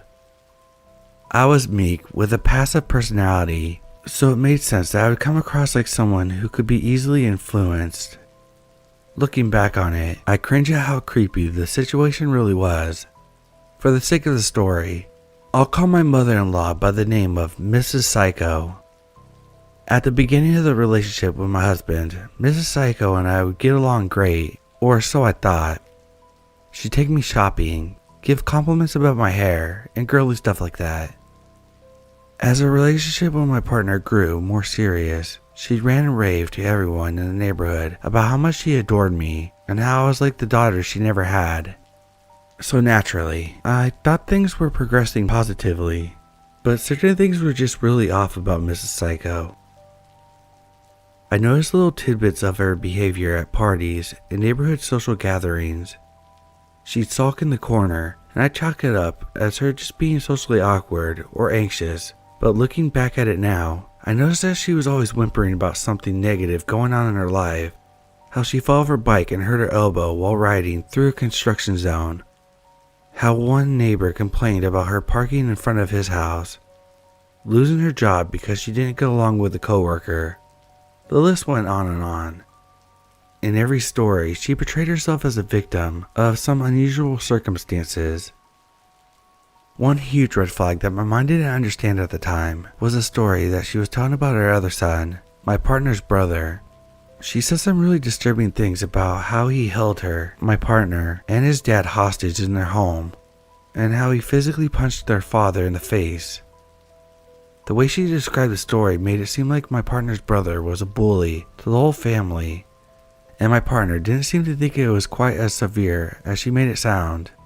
Regardless, in all her wild stories and accusations about him, she always scolded her son in ways that I can't imagine ever scolding my own child. What my husband and I didn't fully interpret at the time was the underlying problem, which wasn't necessarily his brother, but the woman who had been the driving force for the insanity behind the behavior. Psychological abuse can trigger emotional responses in very unpredictable and disturbing ways. Mrs. Psycho's behavior became evidently creepy after our engagement. First, she was angry that we didn't tell her immediately when we had gotten engaged. Then she was angry that we changed the wedding date without first asking her for permission. She expressed a desire for my future husband and I to live upstairs in her house and pay her rent. When we told her that we could afford our own home and we wanted to start a family, so it wouldn't work out, the infuriation in her eyes was frightening. She would look normal one moment.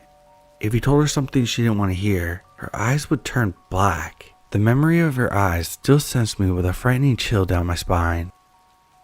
From there, she became increasingly controlling. Mrs. Psycho and her husband, Mr. Psycho, would start showing up to our house every other day or so. I started counting how long they would go without having to see us, and the numbers came to a mere 3 days. There's no privacy, and I felt like I had to close the curtains over our windows every night. I just had this uneasy feeling. I locked the bedroom door as a routine before bed, just to be on the extra safe side. Despite our relationship being pleasant in the beginning, I noticed that I was now feeling like I was treading on eggshells around Mrs. Psycho, or rather landmines. It seemed like anything I said was offensive to her, no matter how innocent. I realized I couldn't talk to her like I used to be able to, when me and her son were just dating. I remembered when we would be able to have a nice, in-depth conversation, and I had allowed myself to be vulnerable with her. I confided in her about how I had a lot of social anxiety, and that her son came into my life during a time that I was suffering from crippling depression. I talked about how he brought a ray of sunshine into my life, thinking that speaking kindly about her son would please her, but she just has this unfeeling, glazed look in her face. Hoping to mend my relationship with her, I decided to help her out one day with organizing her antiques. She had this hobby of going to auctions and buying and selling knickknacks, buttons, and stuff like that. She'd get very proud of her collection of things that I sort of thought were junk, but to be polite, I told her I saw beauty in these things, hoping to get back on her good side. There were some creepy dolls in the mix, including this horrifying looking vampire doll with piercing red eyes. She said that she had that doll for years and used to scare her sons with it when they were little kids. She laughed at the memory, and the sound had an eerie, satanic vibe to it. As if it wasn't enough to freak me out, she told me the story about how a female coworker complained about her to HR. To seek revenge on this woman, Miss Psycho wrote a letter that was meant for the coworker's husband, telling him that she was cheating on him. To remain as anonymous as possible, she told me how she slipped on a pair of black gloves and drove the letter to a faraway location so that the address couldn't be traced. I remember feeling very uneasy about her story, wondering how she could get angry enough to drive hours away just to cause emotional harm to another human being. There came a point after hearing this story when I didn't want to be left alone with my partner's mom anymore. My partner tried to talk to his parents about how I was feeling like I was walking on eggshells around them, but they flipped the narrative to say that they were the one feeling on eggshells around me. During this time, I painstakingly realized that psychological torture exists in the form of extreme invalidation. Not having your feelings acknowledged can really drive a person crazy. It was then that I felt a little more clued in to what may have happened to Mrs. Psycho's other son. I can't be sure because I never met the guy, but I think he was driven mad by his mother's severe emotional neglect. Now she was pulling the same tricks on me and my partner, gaslighting us into believing that we were just too sensitive. When my husband and I started figuring out that something was off, things got even creepier. His parents started showing up at our house to corner us into submission. What I mean is, they would tell us stories to make them seem like victims so that we would give in to demands of what they wanted at the time. If we denied their request, they'd use psychological manipulation by telling us that we were uncaring or ungrateful. One demonstration of manipulation was when I became pregnant. I explained that the smell of pizza made me extremely sick, but this was ignored. Mrs. Psycho insisted that we go to a pizza restaurant for her birthday. I was confused with why I felt like I couldn't say no. My husband was in the same predicament. Somehow, I think he sensed that something bad would happen to us if we declined. This is also because Mrs. Psycho's husband and her sister had contacted us, telling us that we weren't allowed to say no to her dinner invitations anymore. They explained it like, saying no hurts her feelings, but there was something else there that I can't quite explain, something hidden beneath the surface that sounded really threatening. I had no idea why, but I just did not feel safe. Then, only 2 weeks after giving birth to our daughter, I had the creepiest interaction of my life. Mrs. Psycho caught me alone while I was on my front porch. The weather was really nice, so I was rocking back with my baby on one of our outdoor chairs. She came up to the doorstep and assumed a seat in the chair next to me. Then in a quiet, ominous voice, she said, "You have to share her, you know." Her black eyes flicked to the infant in my arms. I know what you might be thinking, but this wasn't said in a cute, excited new grandma kind of way. Her voice was cold and possessive, with a certain passive-aggressive intent behind the statement. I naturally clutched my arms around my daughter tighter, feeling a protective instinct take over me. Mrs. Psycho had expressed to me before that she always wanted to have a daughter, but was only ever able to have sons. Maybe I was being influenced by my postpartum hormones or just overall feeling paranoid, but a disturbing thought occurred to me that she might want to get rid of me somehow to have my daughter to herself. I later told my husband about the bizarre interaction with his mom and how I couldn't keep up with the heavy psychological demands of his parents anymore. It was all taking a strange emotional toll on me as well as a strain on our marriage, and I still couldn't pinpoint exactly why. Nevertheless, they were causing us a lot of stress, which was impacted on me all the more while I was trying to adapt to my new role as a mother. They even restricted me in bizarre ways, telling me that I was not allowed to refer to our daughter as my baby. I had previously posted on Facebook about how excited and happy I was to be a new mom. I posted a side-by-side picture of me and my daughter with the caption, "She has my eyes," which was meant to be lighthearted and innocent. My mother-in-law commented on the post with, "My son had something to do with it too." Not only put a damper on my mood, but also felt creepy. Like, why did she have to mention something we already know? It was almost as if my happiness made her more enraged. I felt like I was starting to go crazy. The stress was enough to make me physically sick. At first, my husband hesitated when I told him about my concerns, stating the usual spiel that it was natural for him to say, that they were his parents, and that he couldn't just drop contact with them. but something in his voice contained fear, and it wouldn't take long before he realized how fucked up the situation actually was.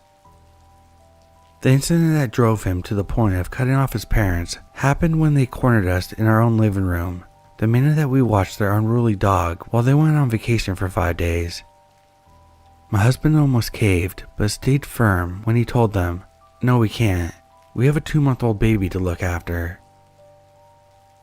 The murderous glare his mom then flashed at me was intense enough to make me crawl out of my skin. You know that look. The look that someone gives you before they're about to attack. It looked like something from the movies, very primal and hateful. I thought for sure that she was about to lunge at me and wring her hands down my neck, causing me death by strangulation. I was terrified.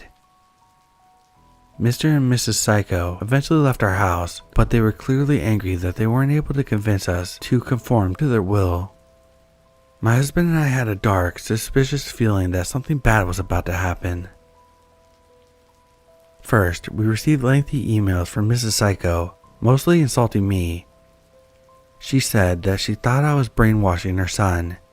She went on to portray herself as a victim.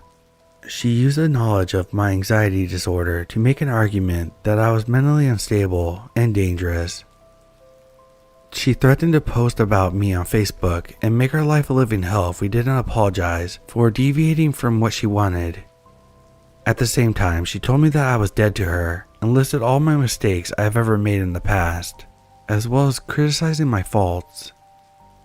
I'd be lying if I said it didn't sting.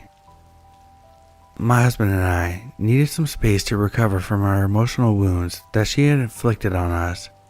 We remained silent, not wanting to engage with her any further. My husband and I were pretty scared as well, as being hurt, spending most of our days cooped up in our own bedroom, not knowing what to expect.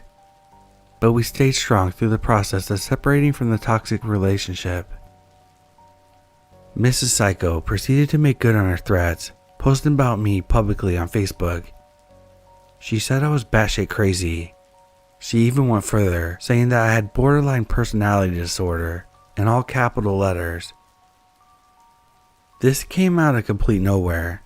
She knew I had anxiety, but I never mentioned anything about being borderline, because I wasn't diagnosed with that at all. It didn't end there though. She also posted a dramatic story of how we had banned her from seeing her grandchild. An active smear campaign against me ensued as Mr. and Mrs. Psycho actually went door to door to everyone's house in my community, posing as good citizens to warn everyone about their extremely dangerous, manipulative, 5-foot-tall daughter-in-law. My neighbors didn't react the way that was expected though. They were more wary of her than me. Instead of ruining my reputation, which was the desired effect, most people in my neighborhood were majorly creeped out by Mrs. Psycho's efforts. They were equally creeped out by Mr. Psycho's willingness to go along with the whole thing. I guess after years of being beaten down by his wife's abuse, he was just an empty shell of a man, a flying monkey to the proverbial wicked witch. There were a few doctors and therapists in my neighborhood who couldn't officially diagnose her since she wasn't their patient, but they set off the record that they believed Mrs. Psycho may have been projecting, meaning that she was, in a sense, confessing that she was potentially dangerous while pinning it all on me. This, along with some stories of Mrs. Psycho's interactions with other people in the neighborhood, confirmed that something was disturbingly off with this lady. This information made the situation all the more unsettling when Mr. and Mrs. Psycho showed up to our house for what we suspected would be a confrontation. My husband and I were watching Survivor in the living room with our baby when the doorbell rang. He crept behind the front window to peer behind the curtain to see who it was. I could see fear on his face. "It's my parents," he said, and my blood ran cold. I immediately ran with the baby upstairs, pausing only to tell him that it was his choice whether to answer the door or not, since they're his parents, but that me and the baby would be hidden away. As I made my way up the stairs, my husband hovered by the front door, conflicted. He didn't know what to do. Meanwhile, I could hear jostling at the front door, like his parents were trying to force their way inside of our house with a spare key. I thank God to this day that we changed the locks a few days before so they couldn't get in. I proceeded to run upstairs and close the bedroom door behind me, locking me and the baby inside. I held my daughter close, my heart thudding wildly against my chest. When there was a knock on the bedroom door, I reacted with a jolt. It scared me shitless. My husband's voice on the other side calmed me down though. He told me that he didn't answer the door. He was trembling when I unlocked the door to let him in. His face was pale. He showed me a text message from his dad saying, "Anyone home?" Followed by another text from his mother saying, "You're a coward, hiding behind your keyboard." I don't know what would have happened if my husband had chosen to open the door, but I shudder to think about it. My husband and I both blocked them after that. Phone numbers, social media accounts, everything. They moved away to another state, thank God. We have since had no contact with his parents for almost 2 years now, and our daughter is growing in a loving environment, free of toxicity. Sadly, we have had to block some of my husband's other family members because they kept telling us that we should talk to my in-laws, which, by the way, feels a lot like being told, "Please contact your abuser." For this reason, I sometimes feel like it would almost been better to be physically abused than mentally abused, because then there would have been some sort of visible evidence of the harm that had been inflicted. In the meantime, they have so far made no attempts to contact us with an apology or anything. Instead, they reached out with a nasty, "Have a shitty anniversary. You two are a match made in hell," which only further secured our decision to cut contact with them.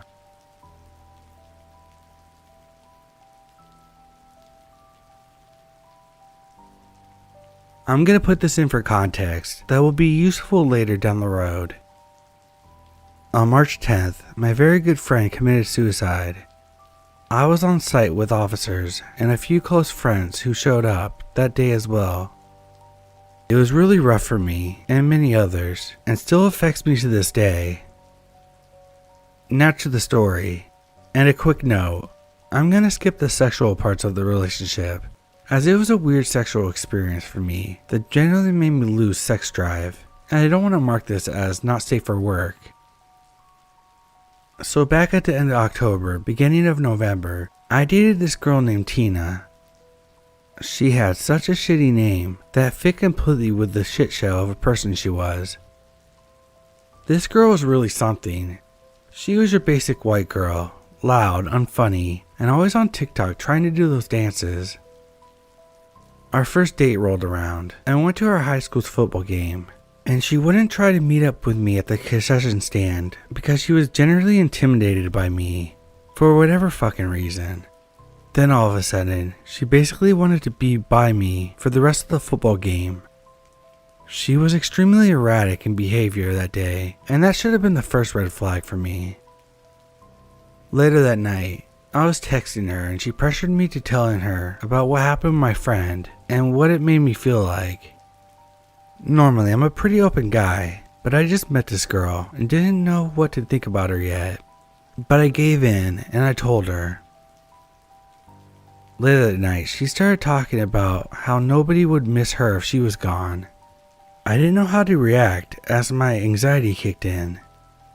I kept trying to tell her that people needed her, and soon I told her I loved her as a panic response as things ramped up in her behavior. This was the first red flag I noticed, but in reality, it should have been the second, and I wish I stopped talking to her after that football game. But now that I was believing that the girl was suicidal, I was really stuck with her. I played up an act of liking her for a few weeks. My high school's homecoming was coming up, and I asked her to the dance. However, all plans almost ended right there when she ran from home in the middle of the night and had her friend text me about how she was going to kill herself. Shit got real for me. I was so angry as I yelled at her over the phone, asking her to tell me where she was. I told her that I was going to call the cops, but she insisted that I didn't. I was about to go 60 on every single road. She kept telling me that the cliffside that she had been sitting on would be great for jumping off and killing herself with. My rage and fear stirred up so much that I started crying and screaming. I went numb. I found her due to the fact that she was describing a woman who she thought was going to kidnap her or some bullshit. In reality, it was just a woman trying to get it out of the way of her car. So I slammed on the brakes as soon as I saw the woman and the owl and jumped out of my car. I had tears in my eyes and rage in my blood, and I begged this woman to help me find her. As soon as I did, I saw her outline near the tree line. I basically had to drag this 5'2" fuck out of this ditch and put her in the back of my car. Immediately she switched from being sad to angry and was calling me insane and kicking the back of my seat like a child. Later that night, I was talking with my mom.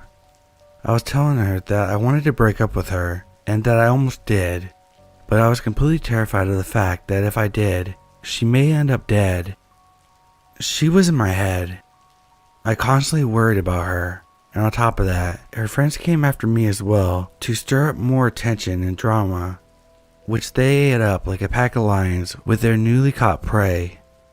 Eventually, I did break up with her, as I found it was the right time and I built up courage enough to do it.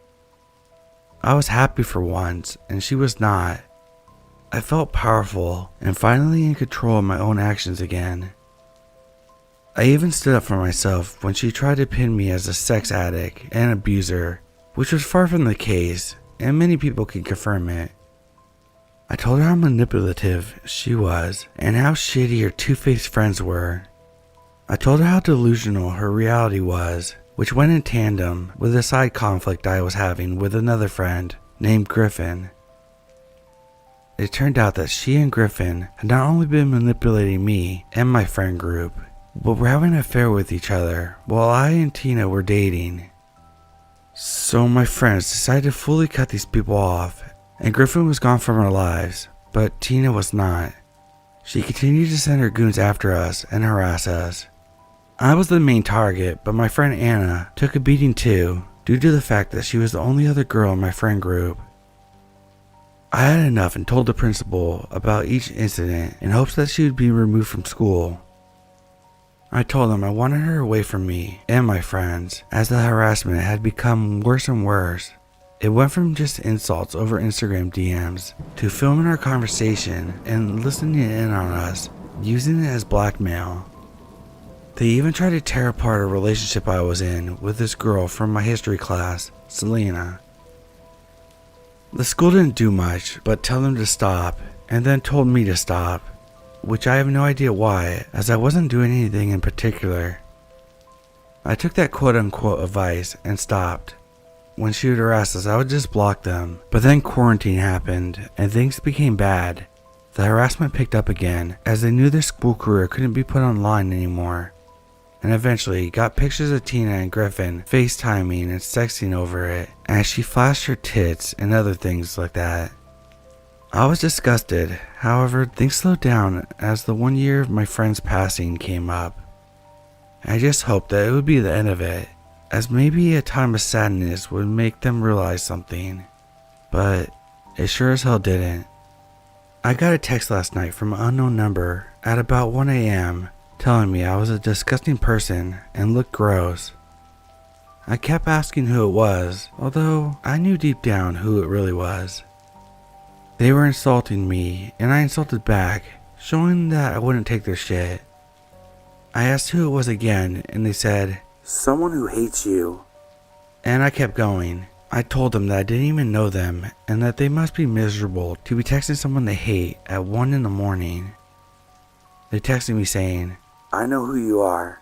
And I asked, "Who am I then?" They said my name, spelled perfectly, which is a rare occurrence surprisingly. They went on to say things like, "Why did you hit me? You ruined my life. People thought my parents were abusing me." And then immediately switching to how they loved me and wanted me to be their wife, and how was I all of a sudden gay. None of this made sense, and I was generally afraid, as the erratic behavior was generally scary and concerning with some of the things they said earlier. Soon it turned for the worse. They were telling me that they knew where I lived, and they were describing my house in perfect detail. I grabbed a baseball bat and ran down the stairs to look out my window. It was pitch black and my fight or flight instincts kicked in as I stared out the window trying to see any sort of shadow moving in the dark. My phone buzzed. They were in the backyard.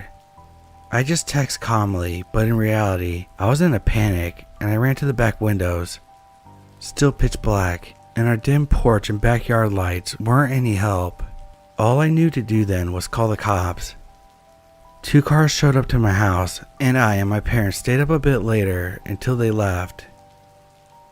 I showed them the text, and they asked if there was anyone who had threatened me. I just told them about my batshit crazy ex. I got a text about how boring I was, and that they were blocking me. Not sure if that was related to the cops showing up, making things lame for them, or because I started texting with no reaction whatsoever. Either way, things went too far. Update. So last night, my friend Anna received a call from Tina. It was very interesting. She talked lewdly about what she did with her boyfriend. My friend's response was sarcastic, saying, "Thank you for telling me," as she knew it wasn't true. Later, she received her voicemail telling her to kill herself and called her a fat bitch. My friend Mark and I received calls and texts as well. Nothing harmful, just harassment. But we reported every single thing to the head of our high school. Last update. I received over 20 Instagram calls, over 10 phone calls, and 5 voicemails from my ex. Slowed down my phone so much that I was unable to do anything but let it ring. I wanted to tear my head off. Tomorrow I'm getting the police involved again and pressing charges.